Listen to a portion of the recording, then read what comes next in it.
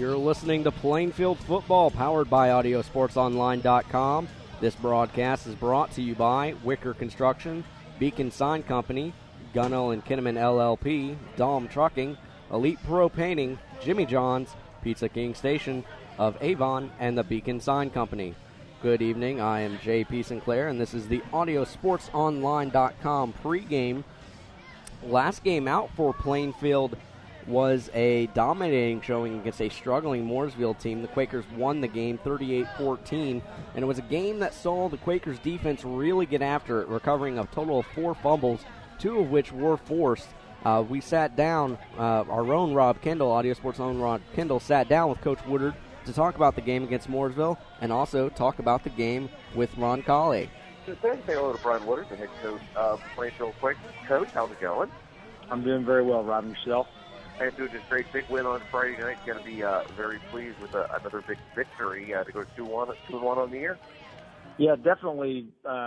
Pleased with the school board outcome. However, some of the things that happened during the game, some things we did to ourselves. Some of them were issues that Mooresville presented, and then we had some issues with the guys in the pinstripes, or in the stripes rather, and it made for a very interesting game, I guess. Well, I was just going to say, Marcus Fredwell, who did the game with me on Friday, asked for me to emphatically tell you there was no block in the back on that fake punt. No, there were some, there were several calls that, were, I don't know what the right word for it is. I mean, I don't ever get too bent out of shape about those calls. Official thinks he sees a block in the back. I get some of those, but there were some calls. There was, at one point in time in the game, it was 3rd down, and they said it was 4th down. And, it took, a good 3 or 4 minutes to get that figured out. And that should never happen. There were guys that were in the wrong places and made calls that they should have never made because they had bad mechanics. That should never happen. And, that's not fair to the kids. That's not fair to the coaches that invest that massive amounts of time that they do to have a poorly officiated game. And, that's not and you know me for a long time. I very rarely get agitated at officials, but if you can't get the job done, then you need to go to a lower level, or you need to get on a different crew or whatever. It wasn't anything personal with me. The guys on that crew are great guys. It's just they had a rough night. So this is one question on that, because I don't want to spend much time on it, but sure. Do you guys send concerns to somebody? Because it could affect somebody else, next Friday night. Sure.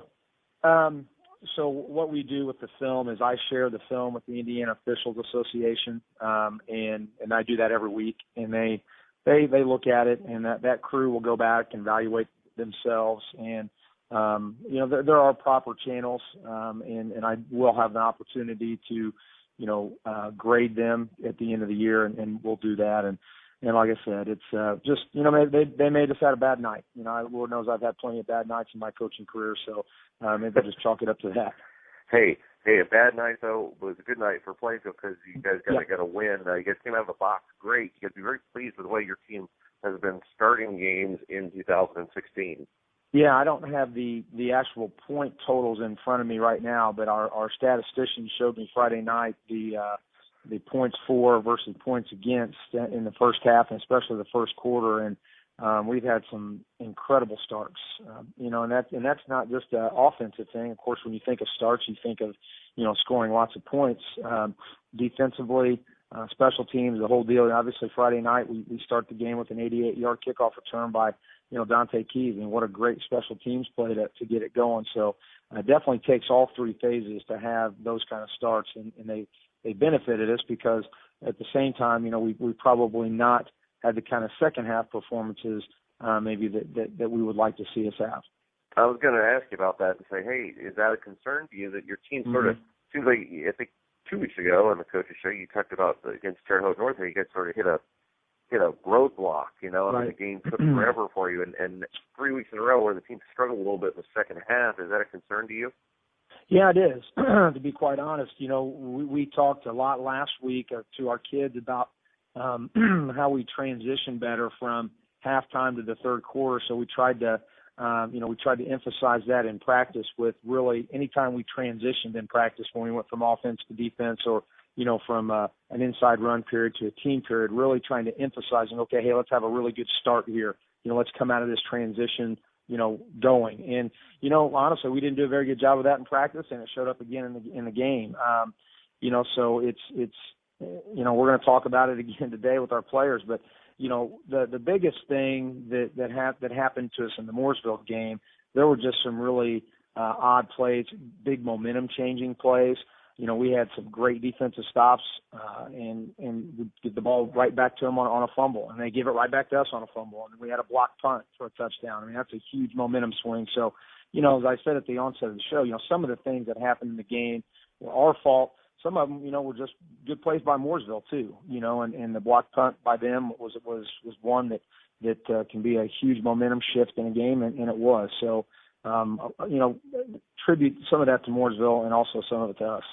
Are special teams a concern for you guys right now? We were talking about it during the broadcast. Obviously, you got the great return for a touchdown, but a couple other plays on special teams that probably have you a little bit. You'll be working on that this week, I'm sure. Yeah, no doubt. It was.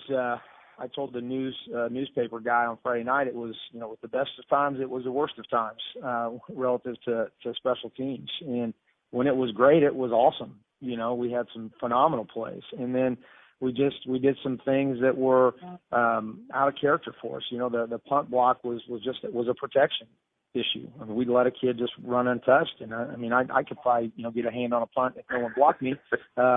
We had one of our punt return guys just bobbled the ball. It was a tough one to handle, and it rolls down to the one, and it comes out, and it's Mooresville's ball inside the 5. Our kickoff team, we've got one side that seems to really do a good job, and the other side just isn't what it needs to be. So that's a personnel issue we've got to get fixed. So yeah, there's some issues that I have with our special teams. I know our coaches are working hard to get those issues corrected, and it's still early enough to make some adjustments and make some personnel tweaks for sure. And we're gonna work on that this morning, but guys have to show up and play. They have to do their job too. That's part of it. It's not like we've got an NFL roster where we can, fire guys and bring new guys in. The guys we have are the guys we have, so in some cases we just have to get them better. Being a newspaper reporter, by the way, that's a lot of pressure with that because everything you say here is recorded, so I don't have to frame anything. You ever give these newspaper guys quotes and they don't really good ones and they don't use them? It's disappointing, right? Well, as you know, being in the media business, the newspaper is a dying thing, and I feel bad for the newspaper guys. The Hendricks County Flyer, they do they do a good job, but they're constant revolving door reporters, and yes, I felt like I've really dished out some really good stuff before. I'm like, oh man, you didn't use that? That was golden. But yeah. It never comes out the way I feel like I said it, and that's, I know that's tough. Yeah, I always felt a lot of pressure. I started some newspaper, and I always felt a lot of pressure that if coach gave me a great quote, I had to frame the article around the great quote. Well, I don't know if I've given any quotes that good to frame an article around them, but I would at least like to think I gave a couple decent ones. Yeah, I always used to do it. We're boring our audience here, but they called it I think the dyadic pyramid was what it was called. The most important thing that happened in the game, and I'd get a quote around that and then write the article. Speaking of the most important thing that happened in the game, is there a moment you felt from Friday night that really stood out to you? That said, man, we did this really well. And this was really where we kind of put the game in our favor, and from there was all it was a pretty easy Friday night.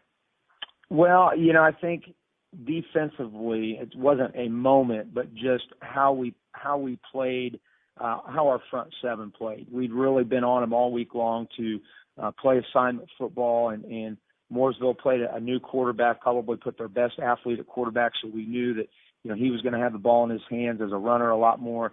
And I was just so impressed how that group of players and coaches responded. That Mooresville's first down average was 0.6 yards.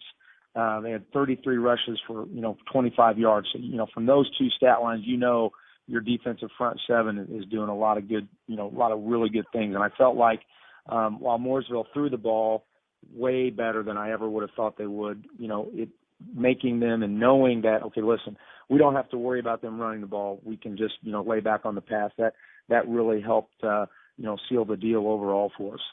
Yeah, your front three have been impressive in every single game. Yeah, we've got, several, not a few more than three, obviously the three guys that start in there, Deal, Walker, and Biddle are the three primary guys, but, we bring another two or three guys off the bench that are also, equally, I won't say dominant, but they're also very good. So, having depth at the defensive line position certainly, helps, and it'll be definitely needed this week with Roncalli coming to town. Well, all right. You mentioned Roncalli. You know how I feel about Roncalli, Coach. What do they bring to the table? Yeah, they are. I probably say this every year, but it's always so true. I mean, Roncalli is a typical Roncalli team. They've got some big, strong, physical kids that are physical and aggressive. They block to the echo of the whistle. They're gonna, if you're standing around a pile, they're gonna hit you in the back and knock you over the pile. Their runners run hard. The quarterback is dynamic, and they're ranked very high in the Class 4A poll. I'm not sure if they're 2 or 3 or 1. I know they're in the top 5, and it's well deserved because they're a very good football team. They're 3-0 for the first time since like 2004, I think, which was a state finals run for them, I believe. So they bring the typical hard-nosed, physical, in your face, we're going to take over your stadium kind of attitude, and be honest with you, I get tired of it, and I hope our kids do. And I'm getting fired up talking about it right now because I don't appreciate that kind of stuff, and I hope our kids don't. And that's what games are played at 7:00. We've done that stuff that happens before the pregame. That's bull stuff. So we're going to be ready, and we know that they're very good, and we'll have to bring our A game to compete with them. I always thought having those guys week 4 is the perfect time because you're a third of the way through the season. Everybody knows where they're supposed to be. Everybody's ready to go. It's sort of you're getting into full swing. So it's a really good judge of where your team is at to have those guys week 4. Yeah, I would rather play their JV team if they would allow us to do that. You say it's a really good time to have them. Obviously, I'm clearly joking, but I've never really thought about it that way. Where would be a good place to have them? I definitely think having them at this point in the season for us, at this point, like you said, we kind of have a pretty good idea of what, where our guys need to be, where our pieces need to be. So from that perspective, for sure, it's a good time to have them, and we're looking forward to the matchup. All right, take us through a couple kids that I just feel have played really, really well, and I'm sure you're going to say absolutely expected them to play well, but I just feel like they've performed really well, and one of them obviously is the quarterback, Slayton. I know he got a lot of time last year, but man, I'll tell you what, he's just really stepped up, and it seems like he just has a ton of confidence out there. Yeah, I think I've used this phrase before. We talked about it before, I know. A year older doesn't necessarily make you a year better. It'd be nice that it would always happen that way. It just doesn't, So, while we hoped Ben would continue to mature and advance as a player, you can never really be certain. And he has, even in Friday night's game where he was not his normal self, missed a lot of, had several bad throws and had some bad reads. Still, he had a very good night. He's throws for nearly 200 yards on a bad night. That's okay. And I just like how Ben has matured, and that's what we're going to continue to need him to do is continue that progression, because there are some times where he plays and he acts like a sophomore, and we just need to limit those times. And I think I know that will continue to be the case as far as Ben's maturity goes. The other person, obviously, is featured in the offense, but I just feel like he's run really well, runs really hard. Dawson Anderson is doing great. Mm-hmm. Well, when you asked the question of, we knew for sure he would be good. In Dawson's case, we really didn't. And I know, I think I said this earlier in the year, but the last time Dawson Anderson carried a football was an 8th grader. We moved him to wide receiver when he was a freshman. And he actually broke his lower leg, his ankle, I think week 2 of his freshman year and never really came back fully.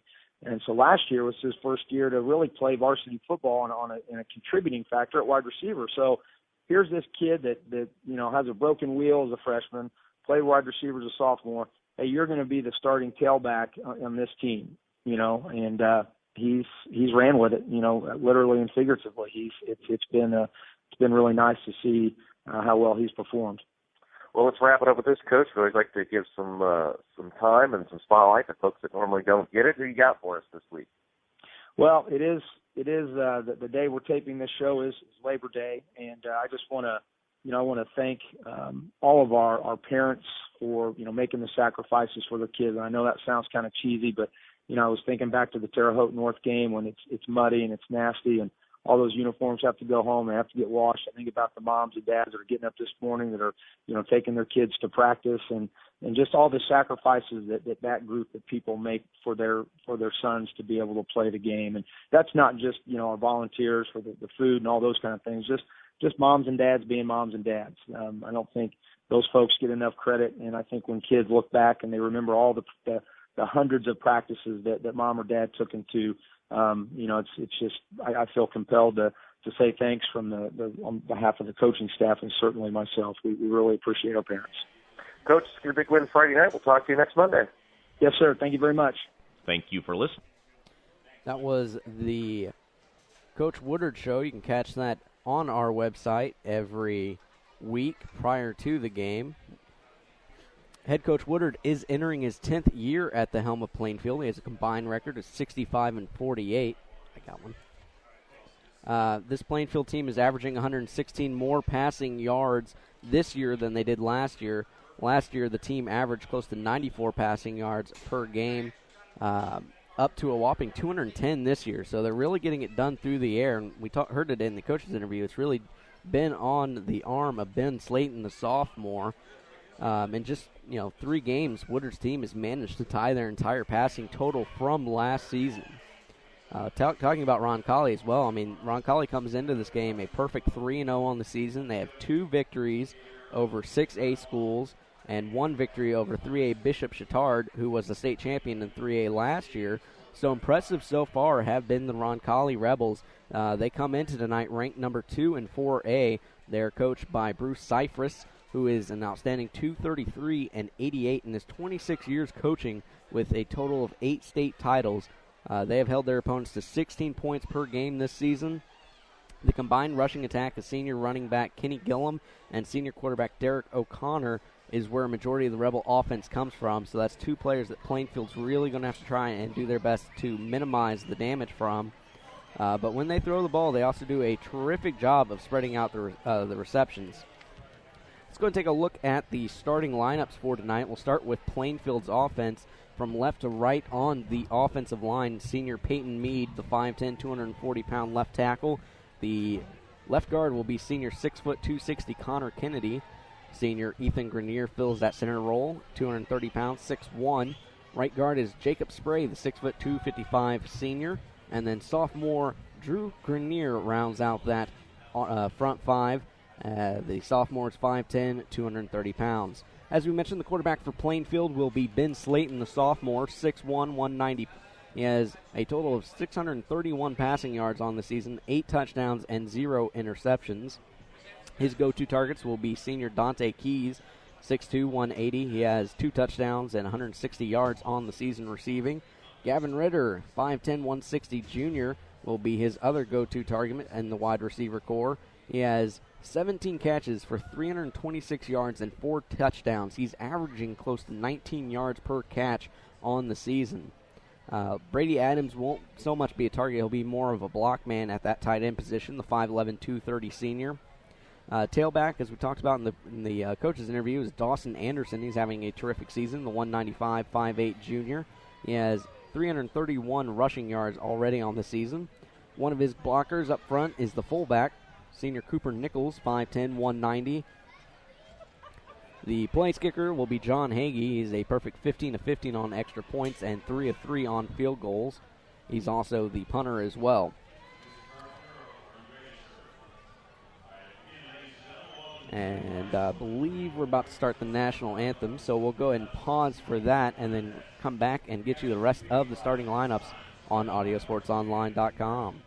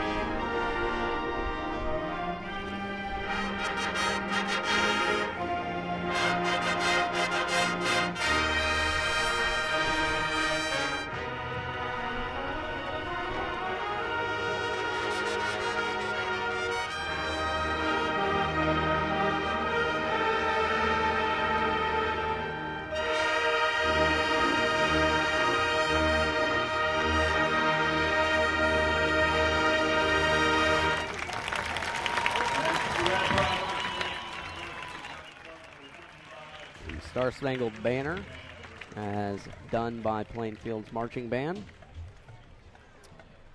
As we were talking about the starting lineups, let's go ahead and take a look now at the Plainfield defense. Up front will be senior Jackson Deal, 6', 215. Nose tackle is Bryce Biddle, the 6'1", 260 senior, and Garrett Lee, the junior, 5'10", 375 pounds. The 4 linebackers will be senior Tyler Marks, 5'7", 215, 6'2", 210 junior Michael Papas. Brad Wicker will be another one of the inside linebackers, 200-pound, 5'11 senior. And Herschel Blankenship, the junior, having a terrific season so far, leads the team in tackles, the 6', 195 junior. In the secondary, the players will be Tyler Maple, 6'1", 180 junior. Junior Andrew Zoss will fill that strong safety role, 5'10", 165. Junior Gavin Junior Gavin Jacobs, the 6', 170, has 13 tackles on the season, and the other cornerback will be the senior Corey Bennett, 6'1", 165. For the Roncalli Rebels on offense, from left to right on that offensive front will be Max Foster, the 6', 215 junior. Ben Woluski, the 5'10", 247 senior. The center is 5'11", 270 senior Paul Agresta. Will English is the right guard, 6'3", 246 pounds senior. And then rounding out that offensive line is Mark Rowland, 6'4", 260 senior. The quarterback for the Rebels is Derek O'Connor, 6'3", 168 pounds senior. He has 432 passing yards on the season, as well as 3 touchdowns. He also has 103 rushing yards to add to his offensive totals. His go-to targets on the outside will be Jacob Lodeman, the 6'1", 158 junior, and Luke Smock, the 6'2", 164 senior. Also, they will throw to the tight ends occasionally. Aiden Parker is one of those targets up from that tight end position, 193, 6'3 senior. The running back is Kenny Gillum, 6'1", 195 senior, and the fullback, who is also, like I said, they really spread the ball out. The fullback is senior Jacob Fryer, 6'2", 245. He has 5 catches on the year from that fullback position. Place kicker is Patrick Sandler, and the punter is Marik Strakowski. For the Rebel defense, their front, they play a a 3-3-5. So up front, the 3 is going to be DeMarcus Smith, 6'2", 185 junior. Dominic Klaus in the middle, 6'4", 330-pound junior. And the other end is Zane Wagner, 5'9", 201 senior. The 3 linebackers for the Rebels, 6'2", 182, Cade Morgan, the junior. Christian Brigham, the 5'11", 200 senior. And Tony Schott, the 6'3", 190 junior. In the 3 safety roles will be senior Josh Swan, 6 foot and 182 pounds. The other safety is Chris Taney, the 6'2", 173 senior. And the free safety is Alex Kuntz, the 165-pound, 6'1 senior. The 2 cornerbacks for the Roncalli Rebels, 6'1", 180 senior Gabe Atley, and Dylan Williams, the junior, 6'1", 164. So those are the starting lineups tonight. Let's go ahead and talk a little bit about the temperatures. I took this morning, so I'm going to also check to make sure the forecast hasn't changed too much since then. But temperatures will be in the upper 70s tonight at kickoff for tonight's game. There was a 45% chance of scattered thunderstorms. The chance increased to 75% by 9 o'clock, and winds out of the southeast at 7 miles per hour. There is still a chance of thunderstorms. Starting, not as much of a chance, though. The 45% doesn't come in until 10, so hopefully we'll be able to get this game in without too much of an issue. So that's something to keep an eye on. Some of the keys for tonight's game, this is going to be a great measuring stick test for Plainfield. They went toe-to-toe with Avon in their first game and played like they could have won. This is going to be another one of those season testing games that lets you know where the team is and where they need to get to before playoff time. As they talked about in the coach's interview, we're a third of the way, as hard as it seems to believe, a third of the way already through the season. So that's something to keep in mind. You're trying to round out your team, figure out where you're strong, where you're weak, and how to best correct those weaknesses. And this is going to be a great opportunity to see exactly what those weaknesses are and what your really good strengths are. Plainfield needs to come into this game with the mindset that they can beat this team just like they did last year when they won 21-17. This is an improved Roncalli team. There's no doubt about that. But it's also an improved Plainfield team, and it should be a terrific matchup here tonight. Let's go and take a second before the coin flip to thank some of our sponsors. For more than 2 decades, Wicker Construction has engaged in building one-of-a-kind homes and remodeling projects while exceeding client expectations, delivering projects with professionalism and integrity. Wicker Construction works closely with you, the client, to understand your lifestyle and construction needs. The Beacon Sign Company specializes in local high school sports and event signage needs. This is their 13th year supporting the Red Pride football program. They are located at 9305 East U.S. Highway 36 in Avon. Call 272-2388 for all your signage needs, or stop by Monday through Friday from 9 to 6. And Pizza King is located at 8100 East U.S. Highway 36, Suite A in Avon. Their dining room is open from 11 a.m. to 10 p.m., and carryout is available from 11 a.m. to 11 p.m. daily. Their phone number is 272-1707. Pizza King has a TV in every booth and a train that delivers drinks to each booth. And Elite Pro Painting. Elite Pro Painting is a small family-owned painting company. Elite Pro Painting does exterior and interior painting, both residential and commercial. They are open weekdays from 8 to 6 and Saturday 9 to 1. Their phone number is 388-1848. More information can be found by email at info@elitepropainting.com. Players are walking their way into the middle of the field for the coin flip. Beautiful night here, really, without the chance for thunderstorms. The wind's really not a major issue, only 7 miles per hour. The Plainfield home crowd is looking pretty full. And Roncalli's got a pretty good, decent-sized crowd over there as well. I'm sure more will trickle in as the game gets closer to start and into the first quarter. Plainfield in their red uniforms with the white numbering, white on the helmets, and white pants. Roncalli in the away white uniforms with the blue pants and red numbers, as well as the silver helmets. Coin flip is up. The teams will figure out which side they're defending first. Plainfield won the toss, elected to defer. So Plainfield will receive. They'll be going from left to right on your radio dial or computer screen. So we'll get set for the kickoff. The kick return team for Plainfield. Dante Keys will go back there. He has 5 returns for 38-yard average as well as 1 touchdown. And also joining him back there is Daylon Flick. He has 6 returns on the season for an 18-yard average.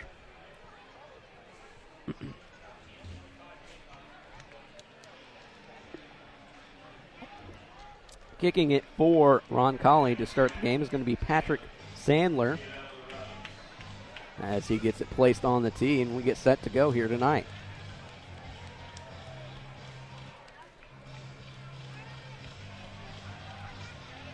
Ball will be placed at Roncalli's own 40-yard line for the kickoff.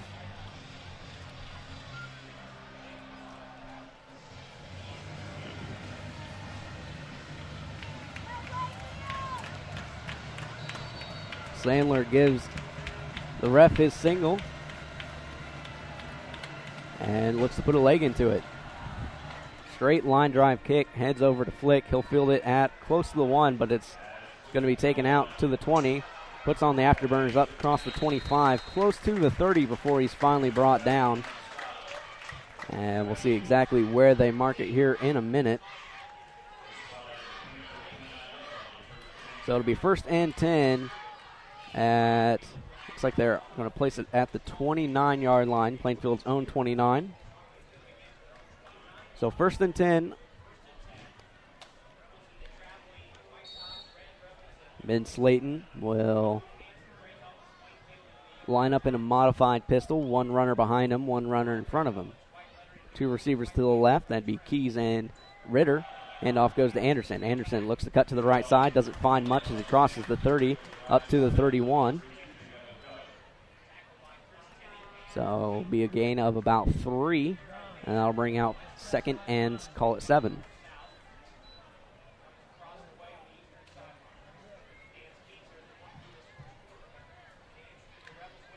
This time, coming out of the huddle. 3 receivers come near side, so spread formation, 1 receiver to the left. Now the receiver in motion, that's Keys. Handoff goes to Slayton. Quick throw across the 40, up to the 42. So Slayton hooks up with Gavin Ritter for the catch there. That'll move the chains.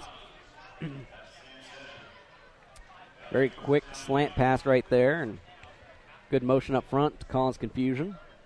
Keys now comes near side. Going wide to the left is Middleton as well as Ritter. Slayton takes it from the pistol. Fakes to Anderson. And that ball is going to be batted up and down. Great job that time from Roncalli's Chris Tanini, who got in there to bat that ball down. Saw a lot of that if you watched the NFL game last night. So, good heads-up play by the senior Tanini to get in there, get his hands up, deflect the ball.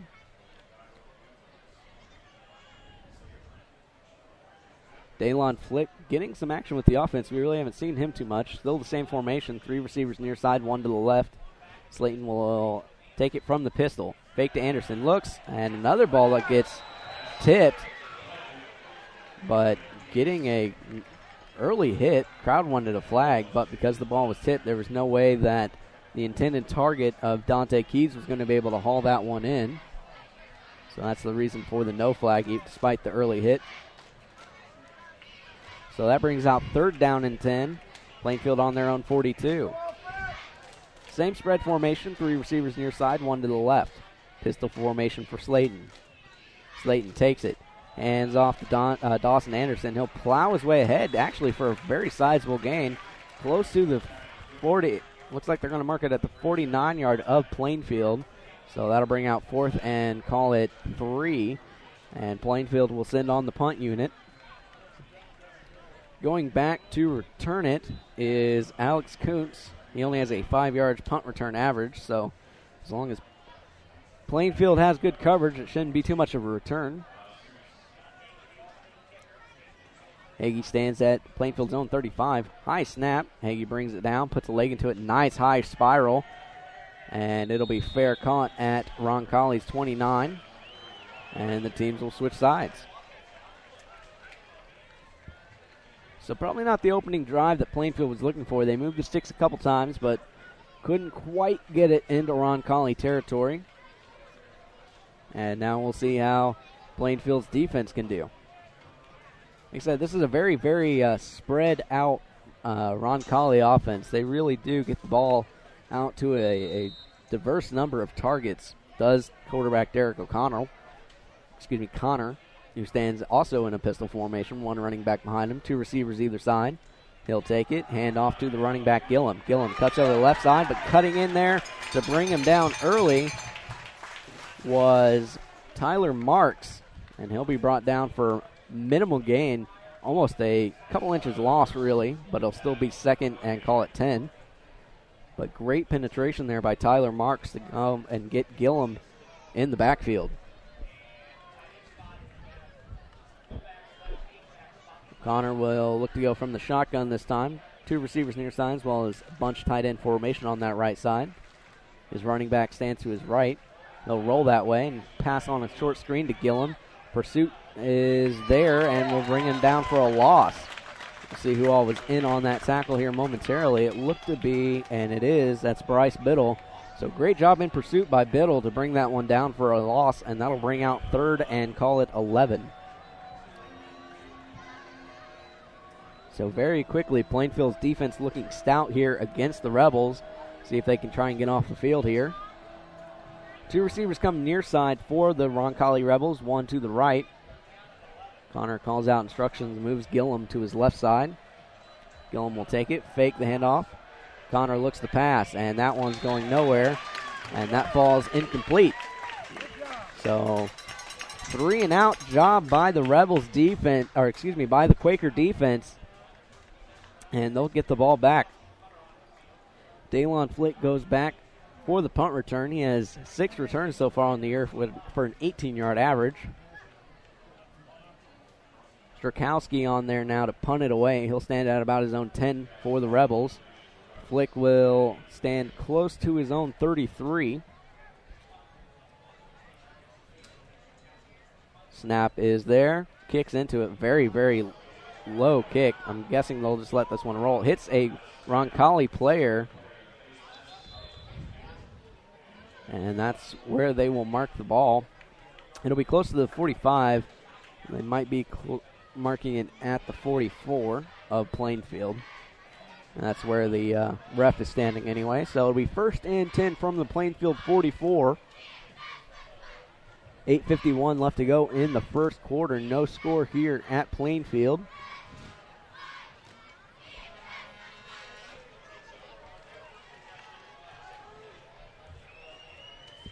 Two receivers come near side, one to the wide to the left. Pistol formation for Slayton. Slayton takes it, hands off Dawson Anderson. Dawson Anderson looks to go left, plows ahead for a couple of yards, very hard-fought yards, but he was wrapped up very early and brought down by DeMarcus Smith, the junior for Roncalli. He has now 12 tackles, and while that one could have been for loss, it was not, because Dawson Anderson did a good job keeping the wheels turning and getting some extra short yardage there. Two receivers near side, once again, for Plainfield, one to the left. Slayton stands with two running backs. Slayton has pressure, and as he throws, and a flag comes in. We'll see what the flag is. It'll either be in the realm of holding or a hit to the head. We'll see. The recovery was by Plainfield, so either way, they'll still have the ball. But we'll wait and see what the laundry's all about.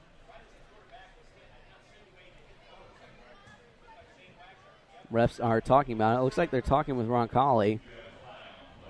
So maybe against Plainfield. It is a hold against Plainfield. That penalty is going to be declined. So it'll bring out 3rd and call it 12. Actually, more along the lines of 3rd and 11. So Roncalli elects to take the down.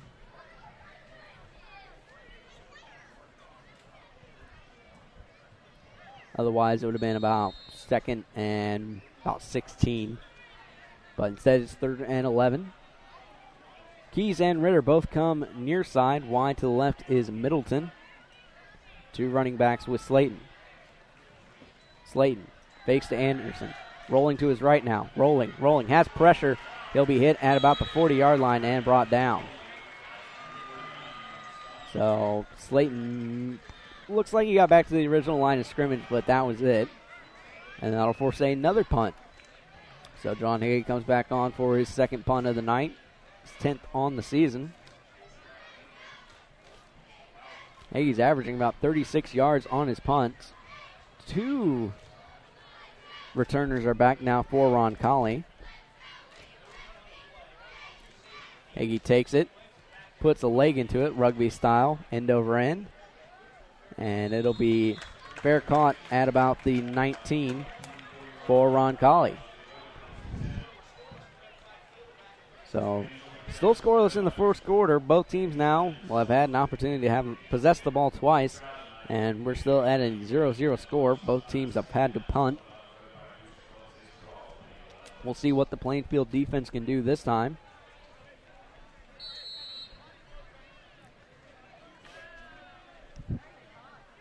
One receiver comes near side. That's Smock. 2 receivers go wide to the right. That's Lodeman and I believe Nick Fisher.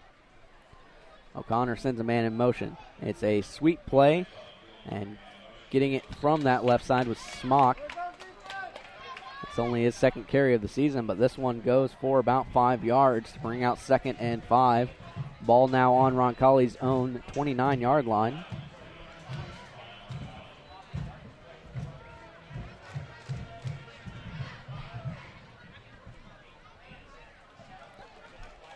Two receivers come near side. Lodeman and Smock. 1 wide to the right is Fisher. 1 in motion, and that one's fumbled, and Connor is able to fall on it, so Roncalli will keep possession, but that one was close, as there was some miscommunication between Kenny Gillum, who was coming across the formation, and quarterback O'Connor. And Gillum just kind of knocked the ball out of Connor's hands, because it was supposed to be the same sweep play that we just saw, but from the opposite side. But the fumble on it. But either way, Roncalli will recover, and he'll bring out 3rd and call it 7.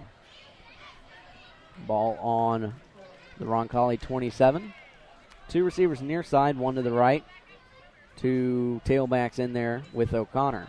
Connor looks to throw, has a man over the middle, wide open to cross the 40 up to the 35. That intended target was number 5, Murphy McManama, the junior, 6'1", 176. So it'll be 1st down and 10 for Roncalli. Ball now at their own 45. That's the first time Roncalli's been able to move the 1st down marker so far here tonight. 2 receivers either side. 1 tight end, man in motion is Smock. Fake handoff goes to Gillum. Gillum cuts over to the right side, across the 50 into Plainfield territory, and up ahead to about the 46 before he stopped. So not quite the 1st down, but a total of 9 yards on that carry by Gillum.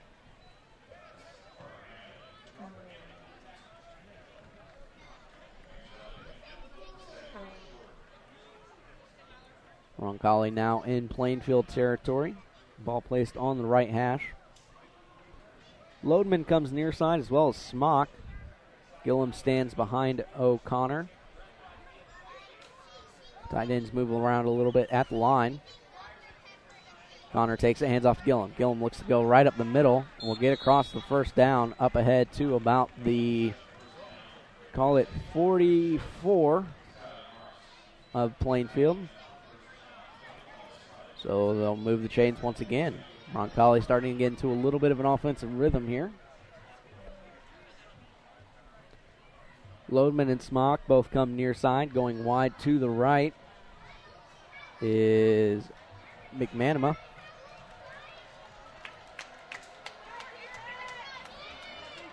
Man in motion is McManama, and he'll get it on the handoff. Goes to 40, to the 35, trying to cut out to the outside. Flag comes in late. We'll see what the flag is.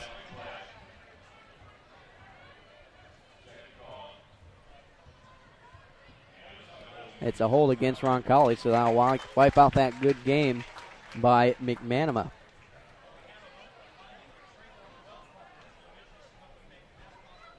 We've seen that Roncalli run that sweep a little bit here tonight.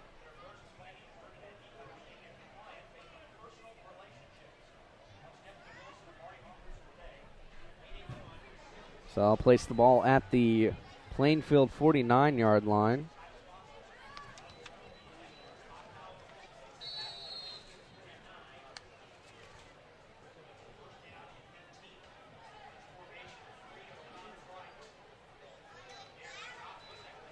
And that play is incomplete on the pass from O'Connor. Yeah, McManama has not had much game time here tonight, or excuse me, so far on this young season.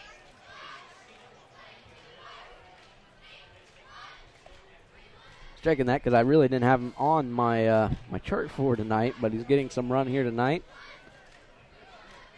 So it's second and long, call it 15 for Roncalli. One receiver, comes near side. Two go to the right. Man in motion is Aiden Parker. O'Connor takes it, rolls to his right, has Bryce Biddle in his face, and Bryce Biddle's going to bring him down in the backfield for a huge loss. Bryce Biddle right there had O'Connor in his sights, was not going to let him go, and O'Connor did what I would have done in that situation. That's just kind of curl up onto a ball on the field and hope for the best. So that brings out third and about 22. I was going to say 25, but scoreboard says 22, so we'll go 22. Two receivers go wide to the right. Two receivers come near side.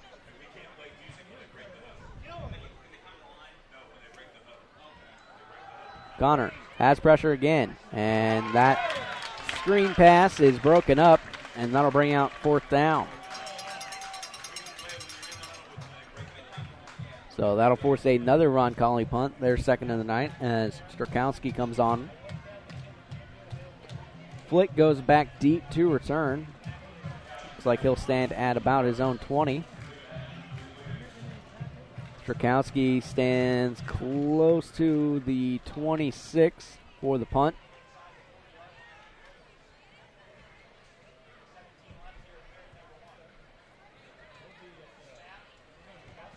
And once again, Strakowski puts a leg into it. Low snap. Will take a bounce and hit a couple of Roncalli players at close to the 22. And that's where the ball will be placed for Plainfield. So Plainfield gets their third shot of trying to get points on the board. 0-0 tie here in the first. 3:08 left to go to be exact. And Slayton will lead them back onto the field one more time.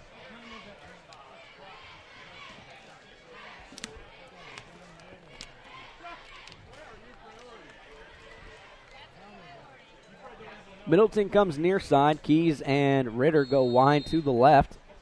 Two running backs back there with Slayton, and handoff goes this time to Dawson Anderson, who bounces off four tacklers, would-be tacklers, I should say, before he's finally brought down, but it's still going to be for a loss. The Roncalli Rebels got into the backfield very quickly. Really didn't give Dawson Anderson much of a chance, but he did what he could and make the most of it. Bouncing off about three tacklers before he's finally brought down. So that'll bring out second and call it 12. Ball now on Plainfield's own 20-yard line. Ritter and Keys go wide to the left. Middleton is near side. Slayton surveys the defense. He'll take it. Looks to throw. Looks for Middleton. Middleton, all kinds of contact as Middleton was there for the catch, but two flags come in pretty much for the same call. As in coverage that time was Dylan Williams, who was all over Middleton.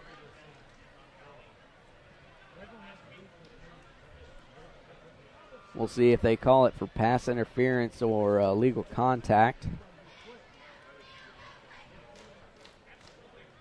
Yeah, it's going to be illegal contact. So that'll march Plainfield forward. I'm not sure if it's an automatic first down or not. I don't think so. I think they keep the down and march the ball forward. So it'll be second and short, call it 3, now on the 30-yard line for Plainfield. Ritter and Keys go wide to the left. Slayton will hand off to Anderson. Anderson looks to find a hole, doesn't find much of anything, gets ahead for maybe a gain of 1 or 2 to bring out third down. It'll be third and very short.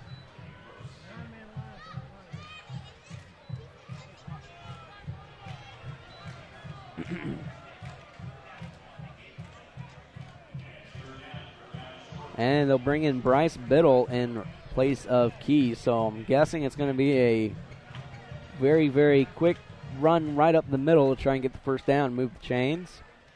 Only one receiver wide to the left. Bunch formation in the backfield. All Roncalli up on the line. Biddle with a great block and moving that pile all the way up to about the 35. So all they needed and more on that run from Anderson.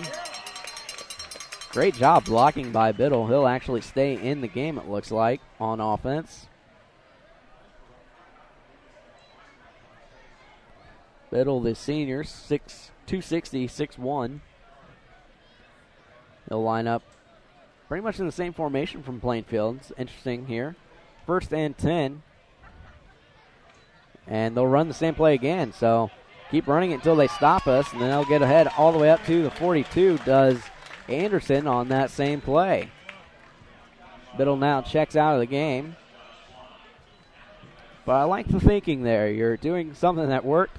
Why not just show the same thing again? Line it up, see if you can stop us. That was basically Plainfield's mentality there.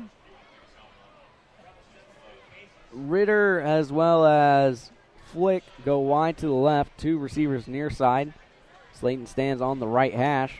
Takes it, looks through the left. Finds Flick, who gets hit as he catches it, but he's ahead for the first down after the 4 or 5 yard catch. And that'll move the chains. So Plainfield looking pretty methodical right now on offense, getting into a nice rhythm. Looks like 40 seconds now on the clock. Clock begins to move.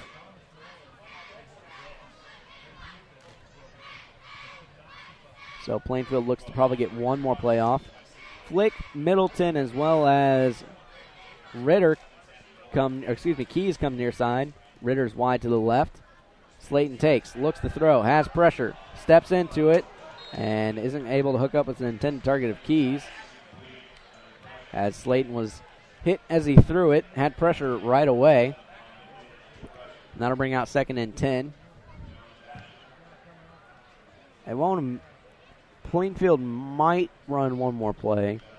I don't know if I'd be in too much of a hurry here. Maybe try and draw Roncalli off sides, but they have to run one more play. The clock stopped because it was an incomplete pass. Excuse me. Flick comes near side. Keys, Ritter go wide to the left.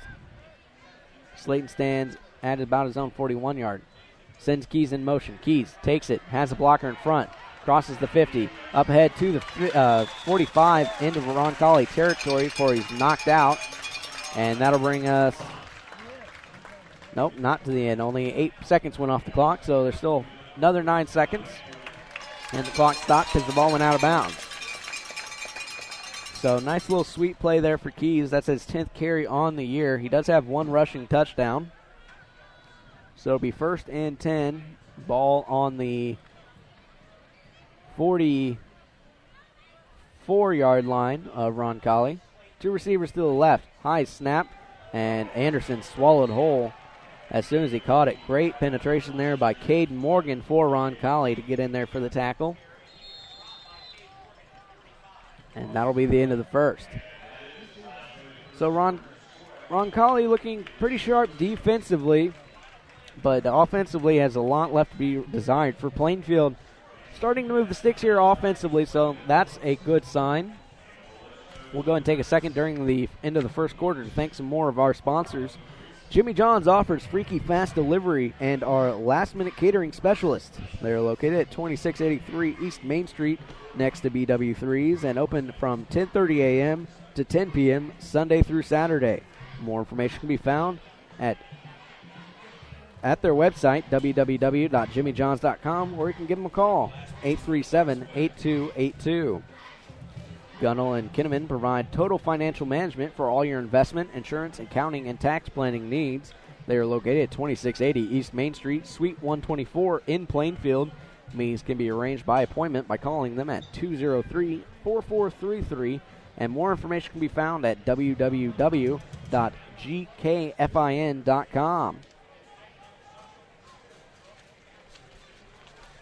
Take a look at some of the stats so far here early on the night as the teams switch sides.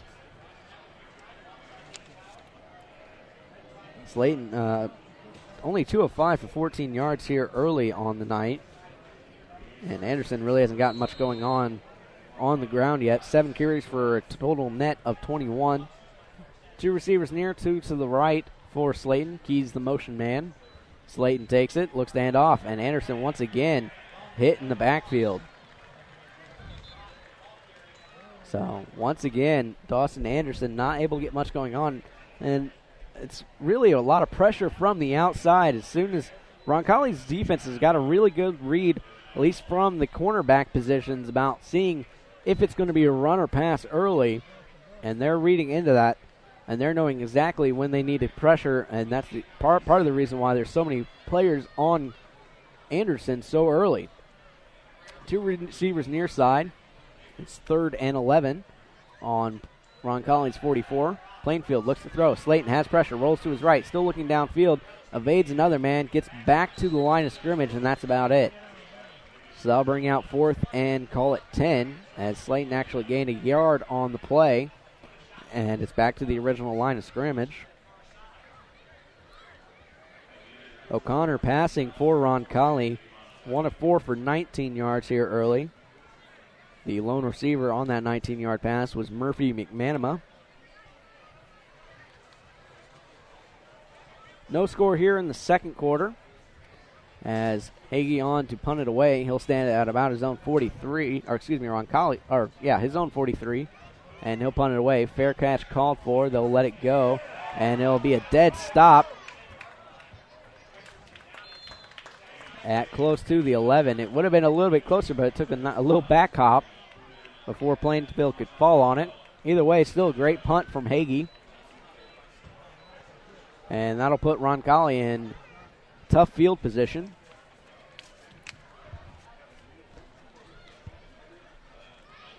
So it'll be 1st and 10 for Roncalli on their own 14-yard line. Tight formation, no really receivers wide. It'll be a pitch play over to the left-hand side for Gillum. Gillum takes it, gets ahead for about 4 yards, maybe 5, before he stops to bring out 2nd and call it 5. Very, very tight formation up front from Roncalli. We'll see if they stick with that. This time, 1 receiver coming near side, that's Lodeman, and 1 receiver going wide to the left. Everything else still bunched up for Roncalli. O'Connor sends a man in motion. And it's a fake pitch around to Gillum. Gillum with room to run. Makes one man miss up ahead across the 30 for a nice about 14-yard gain to move the chains. Up ahead to the Roncalli, call it 31-yard line.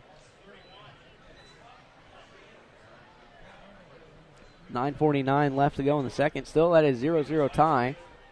Both these teams playing to a dead even tie. Lodeman comes near side, as well as McManama. Man in motion is Smock. Smock takes on the handoff, looks for room to run. Crosses the 35, puts his shoulder up, knocks the player down, and gets about 9 yards on the carry.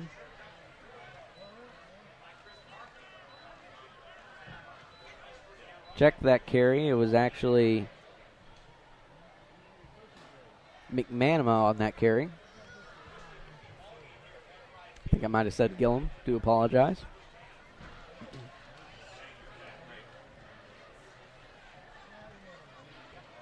McManama wide to the right.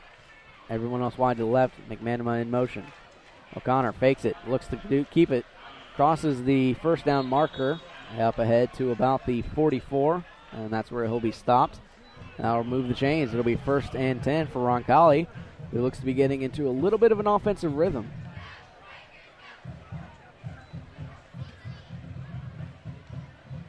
Couple good games going on tonight. You got Brownsburg and Avon. Big Mick game going on as well. Ben Davis and Center Grove. Hopefully during the halftime we'll have some scores from some of those games. The fullback, Friars, wide to the right. Interesting formation here for the Rebels. O'Connor takes it. He'll hand off to Gillum. Gillum's going to be stopped. Flag comes in.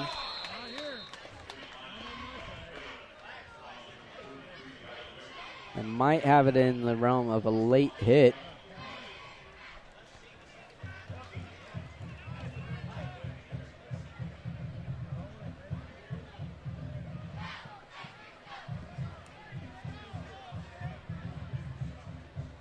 Still waiting to see what the laundry is for. They're talking to Plainfield, so it might actually be against Roncalli.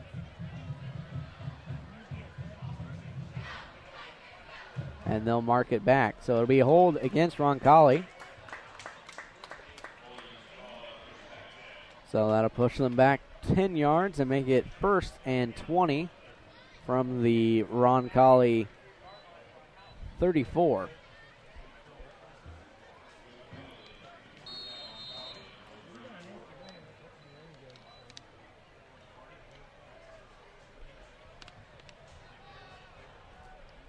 Two receivers come near side. Check that. Just one receiver comes near side. Fryer lines up in a tight end position. Man in motion. Gillum takes it on the handoff from O'Connor. Has room to run. Crosses the 50. Makes 3 men miss on that rush by Gillum. And that'll wipe out the nice defensive play that resulted in the hold. As Roncalli now crosses into Plainfield territory. It'll be 1st and 10 from the Quaker 34. Gillum with an excellent run that time, making Quakers miss in the open field.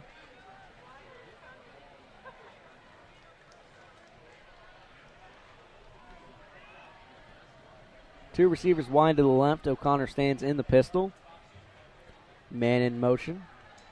O'Connor takes it, hands off once again to Gillum, puts his head down, pushing off would-be tacklers up ahead for about a 7-yard gain to bring out 2nd and 3. Ball will be placed on, we'll call it the 29-yard line. 7:17 left to go in the second quarter. Very quick-moving game. Still at a 0-0 tie here at Plainfield. Lodeman and Smock both wide to the left. McManama actually is the runner now. Excuse me, not Gillum. Making men miss before he's finally hit from behind by Herschel Blankenship, but danced ahead for a couple of yards does McManama.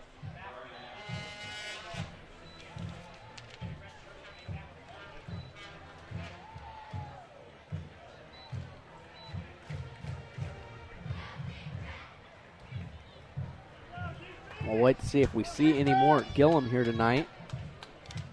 Otherwise, we'll stick with McManama in the backfield. McManama actually lines up wide to the right, two receivers to the left. McManama in motion. O'Connor will take it. Whistle and flags fly. So that'll be against the offense. Illegal motion. So false start against Roncalli. That'll back them up. Good break for the Quakers, as it looked like Roncalli had a nice offensive rhythm going. That'll break that up a little bit. And that'll make it 3rd and call it 7. Ball will be on the 31-yard line in Plainfield territory for Roncalli. Roncalli driving left to right on your radio dial or computer screen. Two receivers, check that, one receiver near side. Aiden Parker actually goes closer to the line of scrimmage. 2 receivers wide to the left for O'Connor. O'Connor stands with McManama. Man in motion is Parker. O'Connor takes it, looks to throw, has pressure, steps up in the pocket, rolling to the left in pursuit. Can't find anything, and finally throws it. Great pressure applied that time by Michael Pappas. The 6'2", 210 junior had a nice read on O'Connor and pressured him into running all the way over to his own sideline. So that'll bring out 4th down. We'll see what Roncalli wants to do. You're in the realm where it's feasible to go for it. It'll be a very short punt or a very long field goal.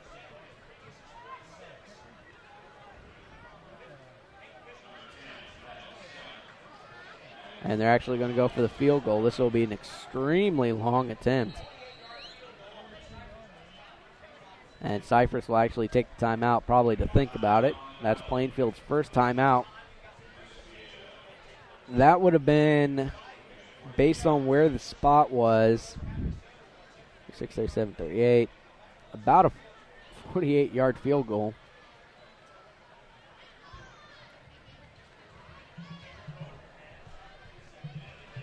Let's see if I can find what the long so far is for Sandler.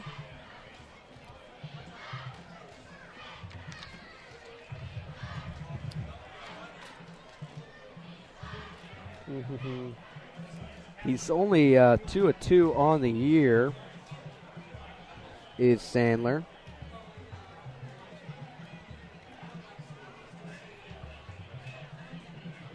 The school record for Roncalli, I could probably find that quicker than I can find out the actual longest kick from Sandler. But it does look like they're going to bring the offense back on the field, so I guess it doesn't matter. So O'Connor in there now, 2 receivers on either side, man in motion. O'Connor takes it. He'll hand off to McManama. McManama crossing the 30 before he's met. Plowing ahead for some extra yardage. It'll be close. Hit and pressure was applied that time by Parker Hammernick. But it'll be just short, so Plainfield will take over on downs.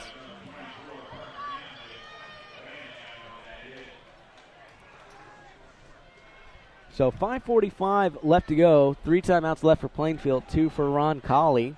Update the timeout situation for both teams. It'll be 1st and 10 from Plainfield's own 25-yard line. 2 receivers near side, 1 to the right. That's Ritter. Near side is Keys and Middleton. Slayton sends a man in motion. That's Keys. Handoff goes to Keys. He has a blocker in front of him. Looks to cut around the outside. Crosses the 40, up ahead for a nice, about 14-yard gain. Looks like they're going to mark him just shy of that, though. A couple yards back. His knee might have touched the ground. He might have just kind of got dragged up a little bit further. So it'll be 1st and 10 from, call it the 37 or 8. But nice jet sweep that time from Plainfield. 2 receivers near side, 1 to the right. Slayton, all times to time. Has a man. Keys can't track it down. He kind of stopped in the middle of his route and didn't continue with it. Slayton had the ball on the money, but Keys just kind of fell short on the route and then just couldn't catch back up. But a good shot taken that time from Slayton and the Plainfield offense. So it'll be 2nd and 10 now.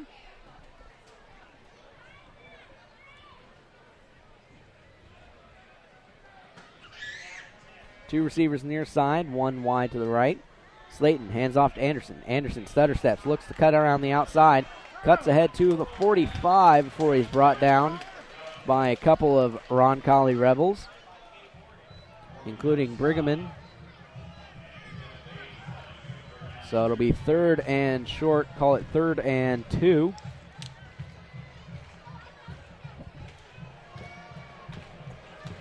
Ball on Plainfield's own 46. Flick goes wide to the right. Bunch formation otherwise for Plainfield. Biddle in there to block. Handoff goes up the middle to Anderson, who plows ahead, across the 50,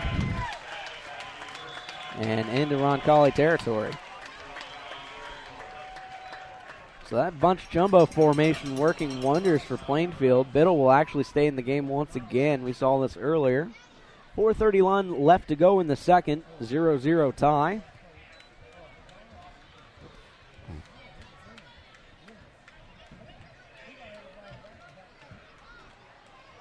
Middleton checks out of the game. Near side is Flick. Once again, jumbo set. Man in motion is Biddle. Snap goes. It's a pitch. Anderson looks for room to run. Cuts it back. Has plenty of room up the field before he's finally cut down at about the 53. Low hit applied that time by Cade Morgan. And Anderson walks off on his own power, but a little bit shaken up.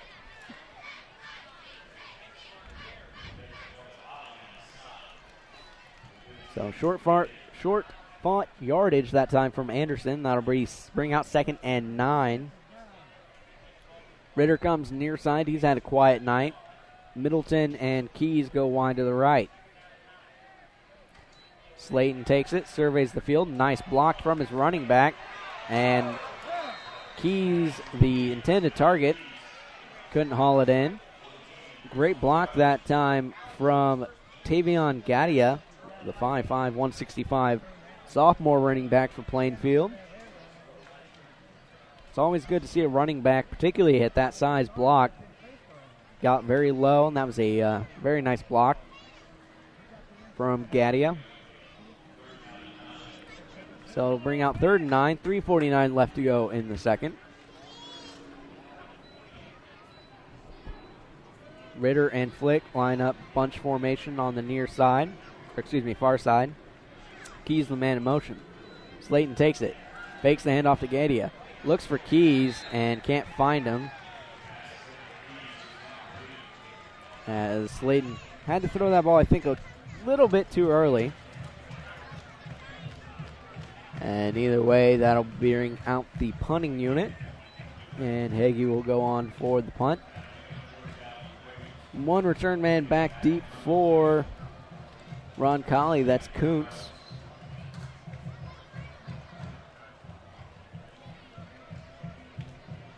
Hagee stands at about the Plainfield 38.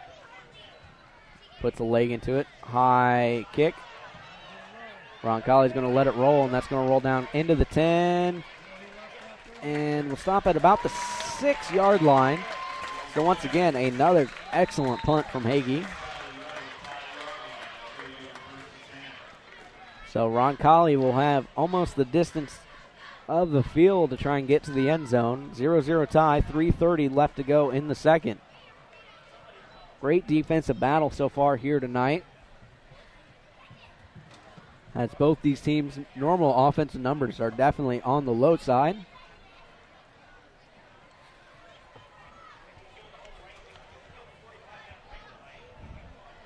Lodeman and Smock come near side. No receivers to the left. McManama stands behind O'Connor in the pistol. Man in motion is Fryer. And off goes McManama. He spins as he hits the line and gets ahead for another couple of yards to make it 2nd and call it 5. Up ahead to about the Roncalli 17. Roncalli 12-yard line.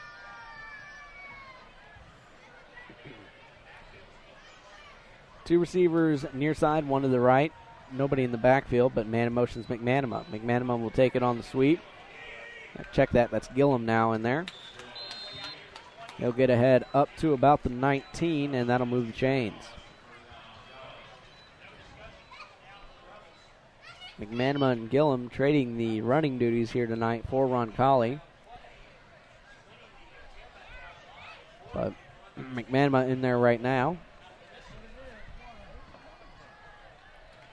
Roncalli letting the clock tick down here now to about 2:35. Still had plenty of time on the play clock, but not really in too much of a hurry here. Smock and Lodeman go wide to the left. One running back behind O'Connor in the pistol.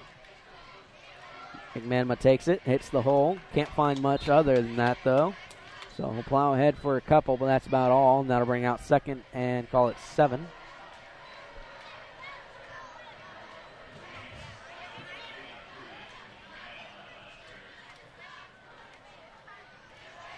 Interesting that Roncalli is playing as slow as they are, under 2 minutes. I know they have 2 timeouts, but still very deep in their own territory.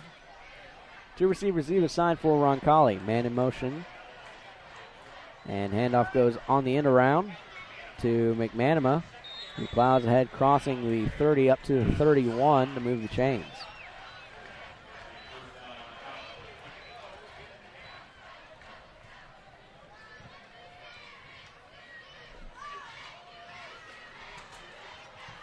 Roncalli still looking at the sideline between plays.